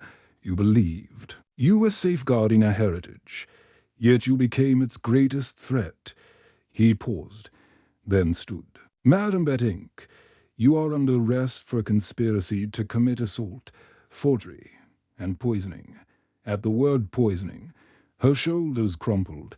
She let the quill fall, sobs trembling through her posture. No, I did not intend to kill her. I only wanted power enough to keep them in line. She sank to her knees, head bowed. Forgive me, madam, forgive me, my lady. Poirot walked to Lady Ferguson, who had entered quietly and watched with trembling lips. He guided her arm round Mrs. Bentinck's shoulders. Madam, your forgiveness is more powerful than any threat. Lady Ferguson pressed a trembling hand to the housekeeper's cheek. Beatrice, oh, Beatrice. I stepped forward as Inspector Japp arrived with constables. He placed a firm hand on Mrs. Bentinck's arm. She looked up, tear-stained yet resigned. I sold my loyalty for fear, she whispered. I thought only I could protect her. Poirot knelt and retrieved the ivory whistle from its case, handing it to Lady Ferguson. He said, Now this instrument may rest in peace, restored to its true purpose as a memory of Sir Ambrose, not a tool of terror. Lady Ferguson clasped it. Tears in her eyes, daughters. Mrs. Bettinck was gently led away. Poirot stood in the centre of the blue salon, little grey cells glinting in triumph and sympathy. Mon ami, he said softly to me, the greatest dangers are those born of love twisted by obsession. Fear, once unleashed, can ensnare even the noblest hearts. I nodded, awed by the resolution's poignancy. The case of the whispering whistle was close, the culprit revealed not in malice, but in the tragic misdirection of devotion, and as we looked upon the gathered circle, relief, sorrow, forgiveness mingling, we understood that justice, tempered by compassion, is the finest victory of all. Chapter 13. A desperate attempt to escape. The aftermath of Mrs. Bentinck's confession left the Grand Marbre in a state of tense relief. Lady Ferguson, though shaken, received the ivory whistle back into her keeping, and Inspector Japp arranged for the household staff to secure the housekeeper in a private suite under guard. Poirot and I withdrew to the blue salon to debrief and prepare our next steps. Yet, even as the door closed behind us, a soft commotion echoed through the corridor outside. A hurried footfall, the metallic jingle of keys. I rose from my seat. Monsieur Poirot, did you hear that? He looked toward the door. Brown at Hastings. It seems our game is not yet over. He stepped forward just as the door burst open and Mrs. Betting stood framed in the threshold. Her gloved hands clenched round the stolen quill and inkstand. Her eyes were wild, breath ragged. "Let me pass," she hissed, voice fierce. "I will not be humiliated further." With a sudden surge, she bolted through the salon, brushing past us and racing down the grand staircase. In her haste, the quill and inkstand slipped from her grasp. Scattering across the marble, Porritt leapt into action. Hastings, after her. He vaulted the small table and dashed through the doorway. I closed behind. The corridors, once hushed and dignified, now rang with the echo of Mrs. Benting's slippered feet and our determined pursuit. She turned a corner too sharply, nearly colliding with the footman carrying tea. The tray crashed, red liquid splattering across the Oriental rug. Mrs. Betting broke from the main corridor and plunged through the heavy doors of the family archives. I hesitated, but Porritt pressed forward, hand on my shoulder. Inside the archive room, shelves of leather-bound volumes formed a narrow maze. Mrs. Betting was already at the central table, her gloves tearing open the seals on ancient documents, ledgers, letters, and, most alarmingly, the remaining fragments of Sir Ambrose's will. She tore the papers into strips, tossing them into a nearby brazier, which glowed with ember heat as if beckoning her to complete her act. "Monsieur Porritt, stop her," I cried. But Porritt's gaze had already fixed upon her with an erring calm. "Madam," he called, stepping into the doorway, "this destruction is futile. Those documents have been copied." Mrs. Betting paused, hand poised above the flames, her lips curled in fury. "No one can judge me. I will protect the Ferguson, name even if I must erase it myself." She lifted the quill, as though to fling it into the fire, but Porritt's swift movement intercepted her. With surprising speed, he closed the distance. "Mon Dieu, Beatrice," he said quietly, "your loyalty has led you to madness. But now you must face the consequences." He seized her wrists gently yet firmly, prying the quill from her grip. She shrieked and twisted, but Porritt anchored her with the strength of his conviction. At that moment, Inspector Japp and two constables burst in, drawn by the clamour. They took hold of Mrs. Betting, securing her arms with cuffs. She struggled, voice raw. "You saved your mistress, but you destroyed me. I only wanted to save her legacy." Porritt knelt by the brazier, picking through the cooled ashes. "Look there, Hastings." He lifted a charred scrap bearing Lady Ferguson's name. Only one fragment burned, the rest preserved in safe hands. He rose, pocketing the quill and inkstand. "Our evidence remains intact." Lady Ferguson entered behind the inspector, her pallor transformed by shock and sorrow. She paused at the threshold, eyes wide at the sight of the brazier and the restrained figure of her long-time housekeeper. "Beatrice," she whispered. Porritt approached her gently. "My lady." She attempted to erase history out of devotion, but her act has only demonstrated the strength of your legacy. It cannot be undone by fear or flame. He turned to Mrs. Betting. "Madam, you may weep for the past, but you must answer for your actions." As the constables led her away, Mrs. Betting offered one last glance toward Lady Ferguson, an expression of broken love and regret. The heavy doors closed, leaving the room filled with the quiet crackle of the embers and the weight of what had transpired. Lady Ferguson crossed to Porritt, voice trembling. I had no idea she was capable of this. She placed her hand to her mouth, tears brimming. Porritt bowed his head. "Devotion misapplied can be more dangerous than malice. But the truth endures, madam. No act of desperation can undo your husband's will or the power of your name." I placed a comforting hand on Lady Ferguson's arm. "We have secured the remaining fragments and the whistle. All is well." She inhaled, strength returning. "Thank you, Monsieur Porret." Hastings. Porret extended his arm in a courteous invitation. "Madam, let us leave this place of ashes behind. Your home is safer now, and justice shall be served." With the dignity it demands, as we exited the archives, the afternoon sun fell upon the corridors, illuminating the path ahead. The desperate attempt to destroy evidence and escape responsibility had failed, and the final threads of this twisted tapestry lay within reach of resolution. The Whispering Whistle's legacy would survive, untainted by fear, and the culpable. Heart behind the terror would soon be laid bare. Chapter 14, the final piece, falls into place in the quiet that followed Mrs. Bentinck's desperate flight and the smothered embers of the archive fire.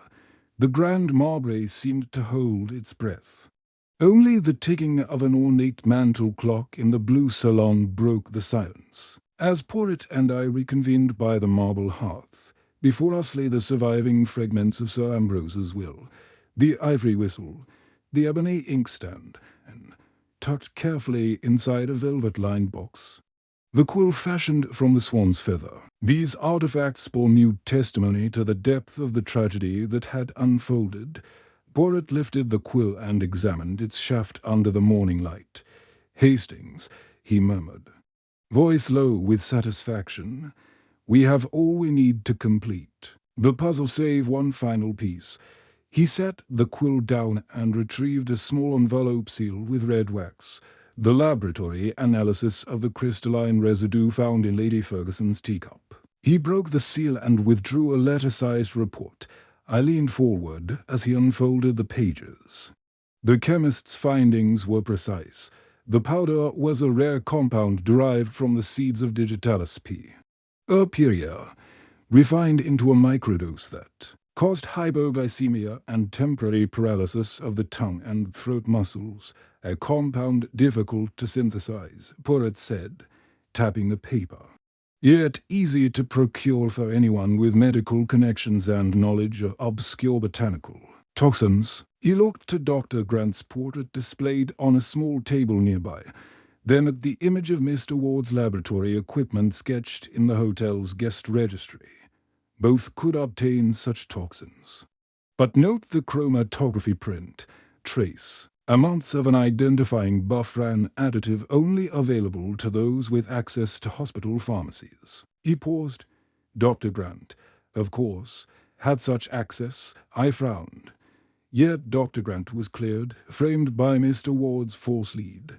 He stood to lose his reputation rather than gain from it. Why would he risk his career? Porret nodded. Precisely. This is why the final piece falls into place.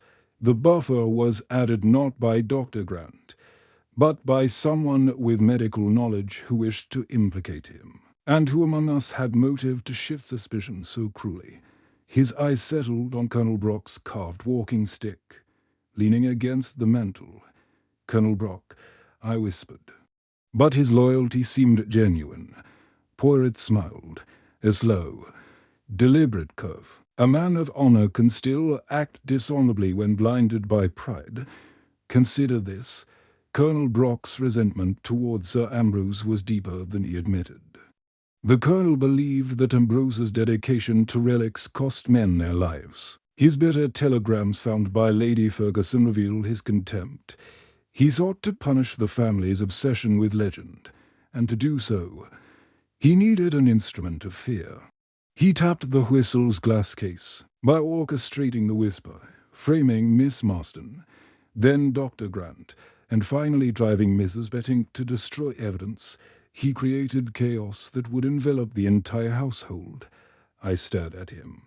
But Colonel Brock lacked the minute, craftsmanship to forge handwriting so elegantly, and he had no access to Lady Ferguson's private press. Porret held up the quill, but Mrs. Bentinck gave him both the tools and the cover. In their secret meetings, she provided him with stationery and quills. Believing she served Lady Ferguson's interests, the colonel manipulated her devotion, planting the idea that only terror would unite the household in respect for the whistle's legacy. in gratitude. She enabled his plans unaware that she acted on his bidding rather than her own initiative. He rose and moved to the window, gazing out at the manicured gardens. This dual deception, one heart corrupted by vengeance, the other by misguided loyalty, allowed the true architect of the terror to remain hidden until now. He returned to the hearth and laid the laboratory report beside the quill. That final piece, the botanical buffer, pins the responsibility on Colonel Brock's medical liaison with the hospital. He needed the buffer to mimic the doctor's materials, but the specific additive was only available to someone who served a regiment with a field hospital, the very regiment under Colonel Brock's command. I traced the ledger entries in my mind. Colonel Brock's name had appeared in the hospital's staff records under honorary consulting officer. He had unfettered access to the buffer, combined with his secret alliance with Mrs. Betink. The picture grew clear. Purrit nodded contentedly. Thus, Hastings, the whisper who seduced Miss Marston's ambition, the false lead that ensnared Dr. Grant, the poison that threatened Lady Ferguson's life, and the near destruction of the will, all were strands woven by Colonel Brock's design, executed through Mrs. Bentink's loyalty.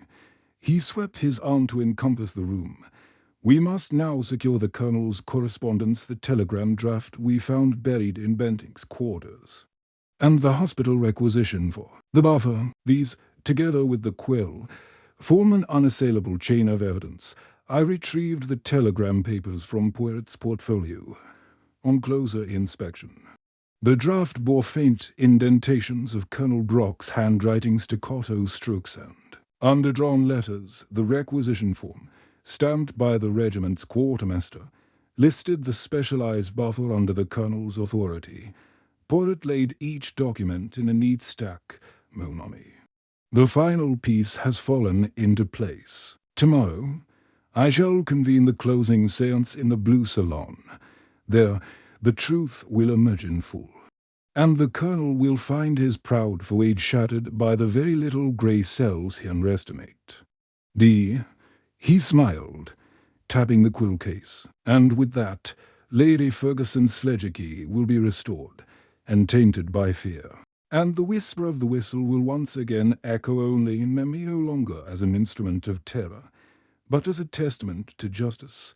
I leaned back, absorbing the revelation. The puzzle, intricate and treacherous, now stood complete. In the hush of the Blue Salon, surrounded by the relics of terror, I felt the final piece settle, ready for the grand reveal that would bring closure to the affair at Hercule Poirot and the puzzle of the Whispering Whistle.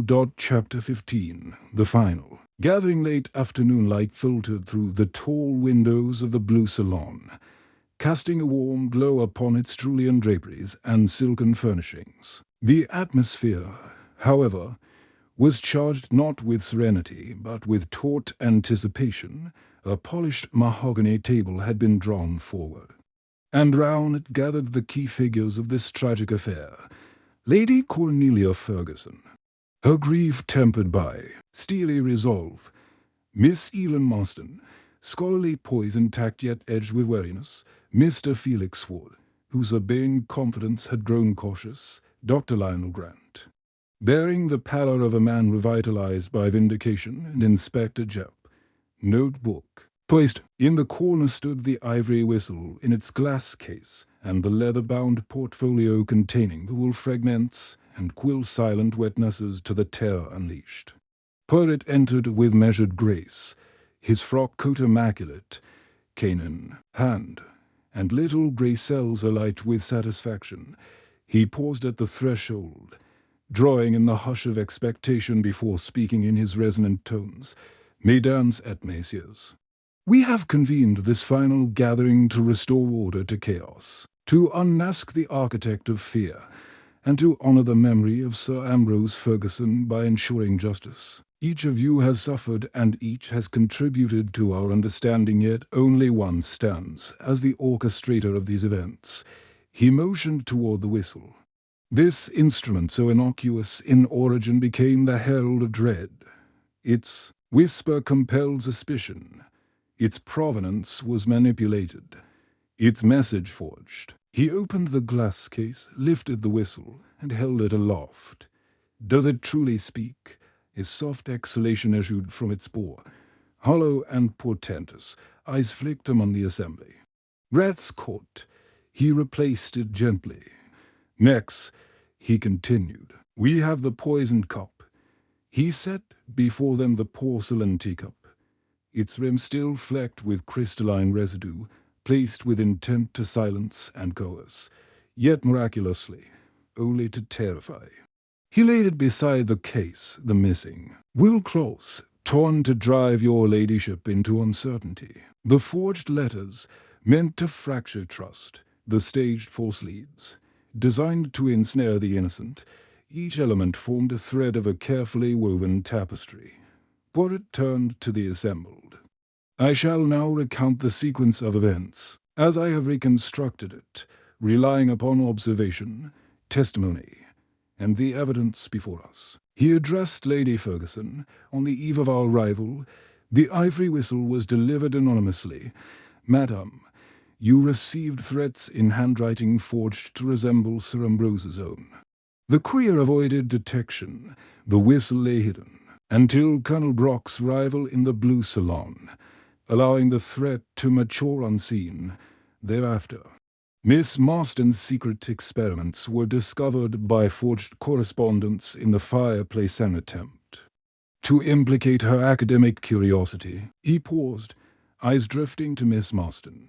Your fragment was burned, but discovered, revealing your proximity to the mechanism. Then came the defamatory medical notes, laced with scientific jargon to ensnare Dr. Grant, prompting his arrest. By Scotland Yard, he inclined his head to Dr. Grant. You were released upon closer examination of handwriting and forensic evidence, yet your reputation was sullied. Next, the will fragment was purloined and partially destroyed, delivered alongside a poisoned cup intended to harm not merely the mind, but the body. He looked to Lady Ferguson's gloved hand, a wound inflicted in defense proof of confrontation. Porritt paused, letting the facts settle like stones in a silent pool. Then, voice softening, throughout these machinations, Mrs. Bettinck, your loyalty was manipulated. You provided access to stationery and quills, believing you served your mistress's interest. In your devotion, you became an unwitting accomplice until your conscience cracked and led to your confession. He turned toward Mr. Ward. Monsieur, you supplied chemical knowledge to frame Dr. Grant, planting evidence to sow confusion. Yet your actions, though deceptive, were but diversions in service of a grander design. Eyes of the guests followed Porritt as he moved to the table. All these events were orchestrated to mask a singular motive, to punish the Ferguson obsession with relics and legend. To that end, the culprit required both deception and a fall guy, someone whose motives would draw suspicion away. He paused, gaze piercing each face in turn. The web of fear needed many strands: scientific intrigue, academic curiosity, financial interest, and domestic loyalty to entangle every soul here. Porritt leaned upon his cane. But the final piece, the true heart of the design, lay in a botanical buffer. A microdose of a rare poison mixed into the cup, traceable only by its unique additive drawn from a military hospital pharmacy. This additive pointed to one who served as an honorary consultant on the Tibetan expeditions after met someone with both rank and resentment. He raised a slender finger. The individual who possessed motive, means, and opportunity, and who, above all, manipulated fear itself to mask their vengeance, was Colonel Reginald Brock. A collective gasp rose. Colonel Brock's shoulders straightened, eyes wide. Lady Ferguson covered her hand with a silent sob. Miss Marston's breath caught. Dr. Grant's jaw clenched. Mr. Ward's expression flickered between astonishment and relief. Porritt continued, voice unwavering. Your fervent loyalty to Sir Ambrose and your conviction that his relics endangered men led you to orchestrate this symphony of terror. You enlisted Mrs. Bentinck's devotion to procure press supplies. You exploited Miss Marston's experiments as a red herring. You misused Mr. Ward's chemical curiosity to frame Dr. Grant. And you threatened your mistress with poison to force compliance. Your final goal was to dismantle the family's obsession from within, to cleanse Ferguson House of myth. Colonel Brock rose. Face ashen. Puertai. His voice broke. Porritt held up a hand. Speak not yet, Colonel. Let the evidence speak for itself. He stepped aside, allowing Inspector Jupp to advance with the requisition forms stamped by the regiment's hospital and the draft telegrams bearing Colonel Brock's indented handwriting. Jupp placed them on the table, their significance plain. Porritt nodded. We have heard each perspective and observed every reaction. Now, the time for silence ends. He turned back to Colonel Brock. Monsieur, you are under arrest, you will. Answer for betrayal of brotherhood, conspiracy to terrorize, and attempted murder. Colonel Brock sank into his chair, hands trembling. Porritt addressed the others, ladies and gentlemen. This gathering marks the end of our ordeal. Let the whispering whistle return to its place as a vessel of memory, not dread. The fragments of the will be reassembled and honored, and Lady Ferguson's rightful legacy restored. May justice bring you peace. He pocketed his cane and bowed. The ivory whistle glimmered in its case as Jupp produced cuffs for Colonel Brock. Mrs. Bentinck, escorted into the room by 2 constables, paused to meet the Colonel's gaze. A flicker of sorrow passed between them before she was led away. Lady Ferguson stepped forward, trembling yet composed. She lifted the whistle and pressed it reverently to her lips. May your whisper now speak only of love and remembrance, not fear. She replaced it in its casing, locking the latch with deliberate care as the final notes of the mantel clock chimed the hour. The company dispersed, some to grief, some to relief, but all united in the knowledge that the tangled web had been unwound. And in the hush that followed, Porritt remained by Lady Ferguson's side, his little grey cells at rest. Having guided them at last to peace. Chapter 16, the Revilla hushed calm settled over the blue salon, as Colonel Reginald Brock, now in custody, was escorted from the room. The heavy doors closed with a muted thud, leaving Lady Cornelia Ferguson, Miss Elin Marston, Mr. Felix Wood, Dr. Lionel Grant, Inspector Jupp, and myself in the soft glow of afternoon light. Porritt stood before the ivory whistle's glass case, his posture poised, little grey cells humming with satisfaction. Msamus, he began, voice low yet resonant. We have unveiled the architect of terror, and justice is at hand. But before we conclude, it is my duty to lay bare the final mechanics of the plot, how each strand of deception wove together to obscure the truth until this moment. He motioned toward the portfolio of documents. First, the forged letters. They bore Sir Ambrose's signature, intended to frighten Lady Ferguson by suggesting her late husband spoke from beyond the grave. These were penned with the swan's quill, dipped in Elaine Bentinck's private ink.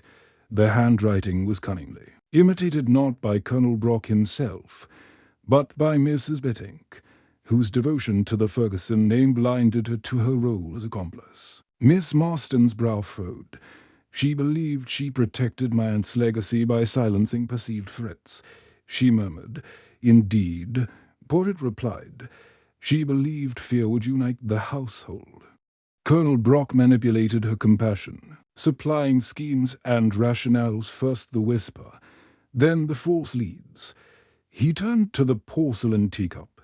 The poison was derived from digitalis, a dose small enough to induce paralysis of speech rather than death. Colonel Brock acquired a base compound legally through his honorary consulting role at the regimental hospital, then refined it in Mr. Ward's laboratory, thus ensnaring Ward by implicating him in false experiments. Mr. Wardside. I was a pawn in his game my equipment used to confound. Suspicions, precisely, Poirot said. Then came the theft and partial destruction of the will. That fragment, torn by Mrs. Bettinck in desperation, was meant to plunge Lady Ferguson into doubt, forcing her to capitulate to Brock's demands in that chaos. He believed he could influence inheritance decisions, perhaps securing control of the estate or safeguarding the Whistle's future out of what he considered respect for his friend's memory. Lady Ferguson pressed her hand to her heart. He thought to protect me by terrorizing me. Alas, yes, Poirot answered softly. But the final betrayal was his demand that Dr. Grant be held responsible for a tampering with medical record. Yes, in framing the doctor, he diverted scrutiny away from himself until the evidence of the botanical buffer revealed the true course of the toxin. Dr. Grant, having recovered from his ordeal, stepped forward. I owe you my gratitude, monsieur. Poirot, you restored my reputation. Poirot inclined his head. Your calm adherence to truth amid false accusations spoke volumes. It strengthened my suspicion that someone else engineered the frame. He raised a slender finger. And note the timing. Each act occurred on dates significant to Colonel Brock, anniversaries of battles alongside Sir Ambrose or milestones of their shared expedition. He sought not only vengeance but dramatic flourish, using psychological symbolism to exert control. Miss Marston exchanged a glance with Lady Ferguson. He turned our memories into weapons. Precisely, Poirot affirmed. He looked tenderly at Lady Ferguson, and yet, Madam, through your courage and grace you have reclaimed your home, the Whistle, once a harbinger of dread, now stands restored to its place of honor. He unlatched the glass case and lifted the whistle, holding it reverently. Listen, if you will. He brought it to his lips and issued a gentle note of clear, pure tone that echoed softly in the room. No whisper this time, only clarity. Poirot replaced the whistle. This sound, once marred by deceit, now rings true. Let it be remembered, for its original purpose, a token of Sir Ambrose's adventures, not a tool of terror.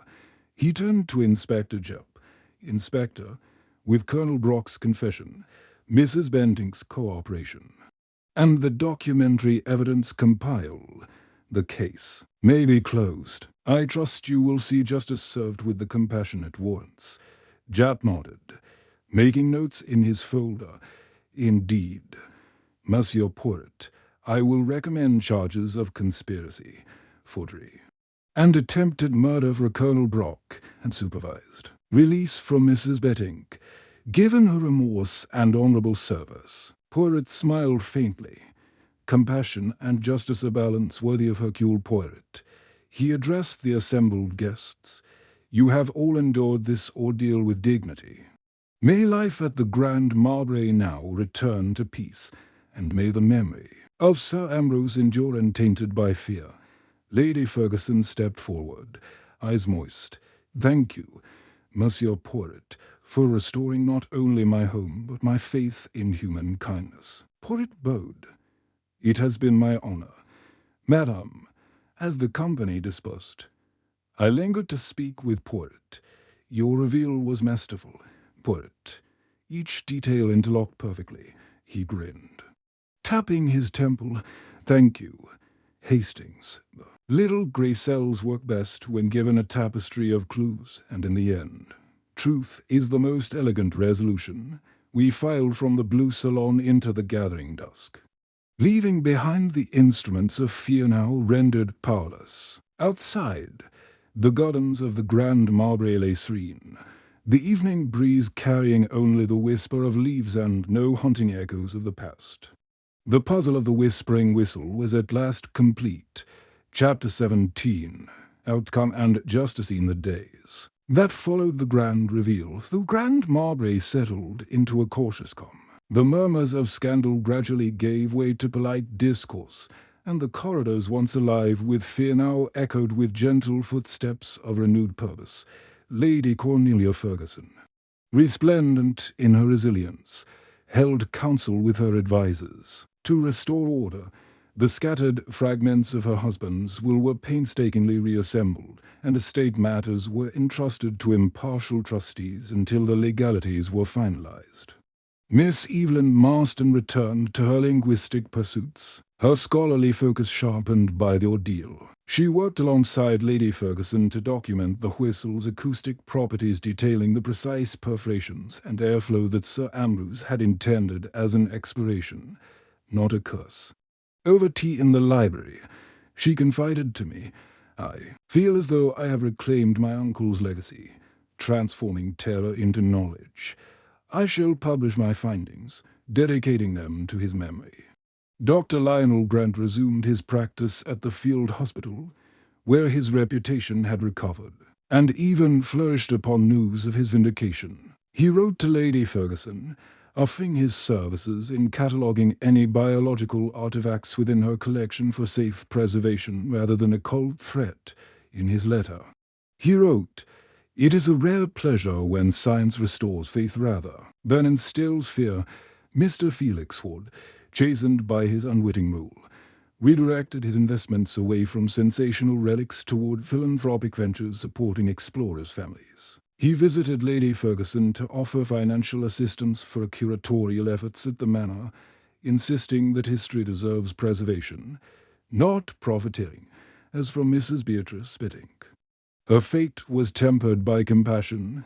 Inspector Japp arranged for her to receive a suspended sentence, recognizing that her decades of devoted service had been twisted by manipulation rather than malice. She agreed to retire from her position, living under a quiet pension at a charitable convent, where she attended daily mass and found solace in prayer. In her final letter to Lady Ferguson, she wrote, "May God forgive me, and may you find it in your heart to remember me kindly." Lady Ferguson, moved by genuine remorse, responded with forgiveness. "Your love for this family was evident even when misdirected. I wish you peace." Colonel Reginald Brock's trial, held at the county assizes, was swift. Faced with overwhelming evidence, telegram drafts in his hand, requisition forms in his name, and Mrs. Bentinck's testimony, he pleaded guilty to conspiracy, forgery, and attempted grievous bodily harm. The presiding judge, acknowledging Brock's prior service and his contrition, sentenced him to 5 years penal servitude. As he was led away, he pressed his lips together, eyes unfathomable, murmuring, "I only meant to end the folly of legends." Whether he spoke with pride or regret, none could tell. News of the case rippled through society's drawing rooms and clubs. The affair at Hercule Poirot and the puzzle of the Whispering Whistle became the subject of both admiration and cautionary commentary. The Daily Chronicle lauded Poirot's unrivaled mastery of human psychology, while the London Times editorialized on the dangers of obsessive loyalty. But in hushed corners, it was Lady Ferguson's dignity, her refusal to shrink beneath shame, that garnered the most respect. One crisp morning, Poirot and I walked the dewy gardens of the Grand Marbury. The azalea bushes bloomed riotously, and the ancient oak under which Sir Ambrose once paused to sketch mountain vistas now offered a tranquil bench. Poirot paused, removing his bowler hat and inhaling deeply. "Hastings," he said, voice soft with satisfaction, "justice has been served, not merely by punishing the guilty, but by restoring the innocence of the innocent.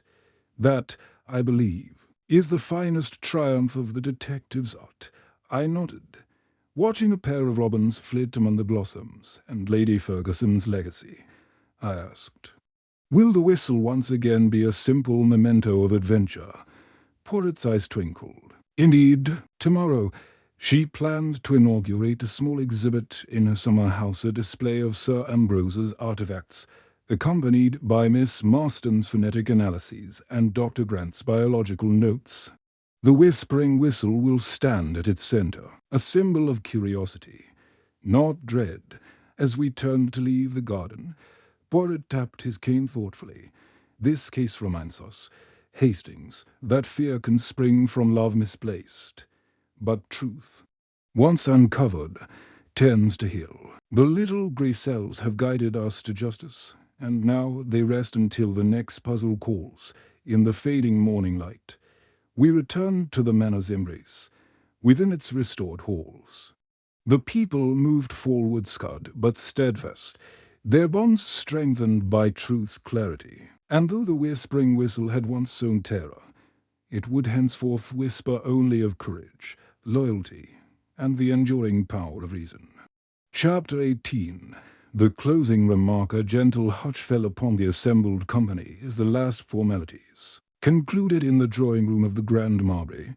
Lady Cornelia Ferguson stood by the wide bay window, clutching the ivory whistle in one hand and a folded speech in the other.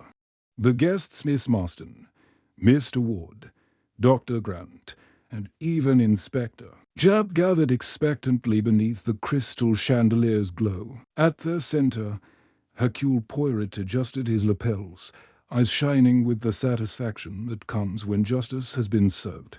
Lady Ferguson cleared her throat, voice soft yet steady. "My dear friends, I cannot thank you enough for standing by me through these dark days. Together, we have restored not only a will but the very spirit of this home. I dedicate this whistle and the accompanying exhibition to the memory of my beloved husband, Sir Ambrose Ferguson, whose curiosity led us to distant mountains and, in a most unexpected way, to the heights of human courage." A murmur of applause greeted her words. Poirot inclined his head politely, though it was clear he would have preferred his own reflections as the clapping subsided. He raised a slender finger for a silence. "Monsieur Poirot, lady," Ferguson gestured toward him, "has guided us with intellect and compassion, illuminating truth when shadows threatened to overwhelm us all." Poirot offered a slight bow. "Madame, your own fortitude shone brightest of all. Yet allow me a few final observations, if you will indulge me." He stepped forward, placing his cane against a velvet-upholstered chair. In his measured tone, that combined gravity with a touch of witty flourish, he addressed the room. "Mesdames et messieurs, this intricate affair began with an object of innocence, an ivory whistle intended as a simple token of remembrance, and yet it became an instrument of fear, manipulated by motives both noble and misguided. Fear, I have observed, often masquerades as protection, as we learned from Mrs. Bentinck's misplaced devotion. Revenge, too, may wear the guise of justice, as we saw in Colonel Brock's wounded pride."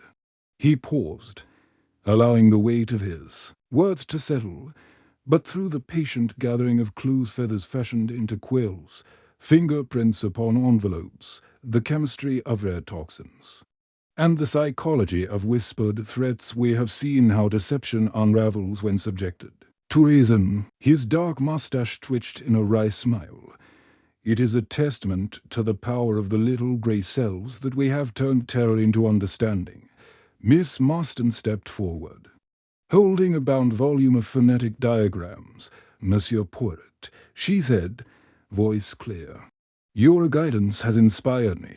I shall dedicate my forthcoming treatise on acoustic resonance to you and to the memory of Sir Ambrose." "But the true treatise," Poirot replied, "is written by life itself." Nest's pause. "Each of us has played a part in composing this final chapter, and so we are all co-authors of its resolution." He turned to Dr. Grant. "Your scientific integrity, despite false accusation, reminds us that truth endures when courage supports it." Dr. Grant inclined his head, grateful. Mr. Ward stood next to him, expression more thoughtful than when last Poirot addressed him. "And you, Monsieur Ward," Poirot continued, "have shown the generous heart that can learn from misstep and transform profit into philanthropy." Ward managed a small smile and tipped an imaginary hat. "Lessons learned, detective, and all at quite a cost." Poirot's gaze swept the room once more. "But the final lesson lies here." he said. Lifting the ivory whistle, let this whistle no longer whisper with menace, but speak of redemption and resolve. For every instrument of fear, there exists an instrument of hope. Every shadow may be dispelled by light, and every puzzle, no matter how confounding, yields to perseverance and insight. Lady Ferguson approached and gently took the whistle.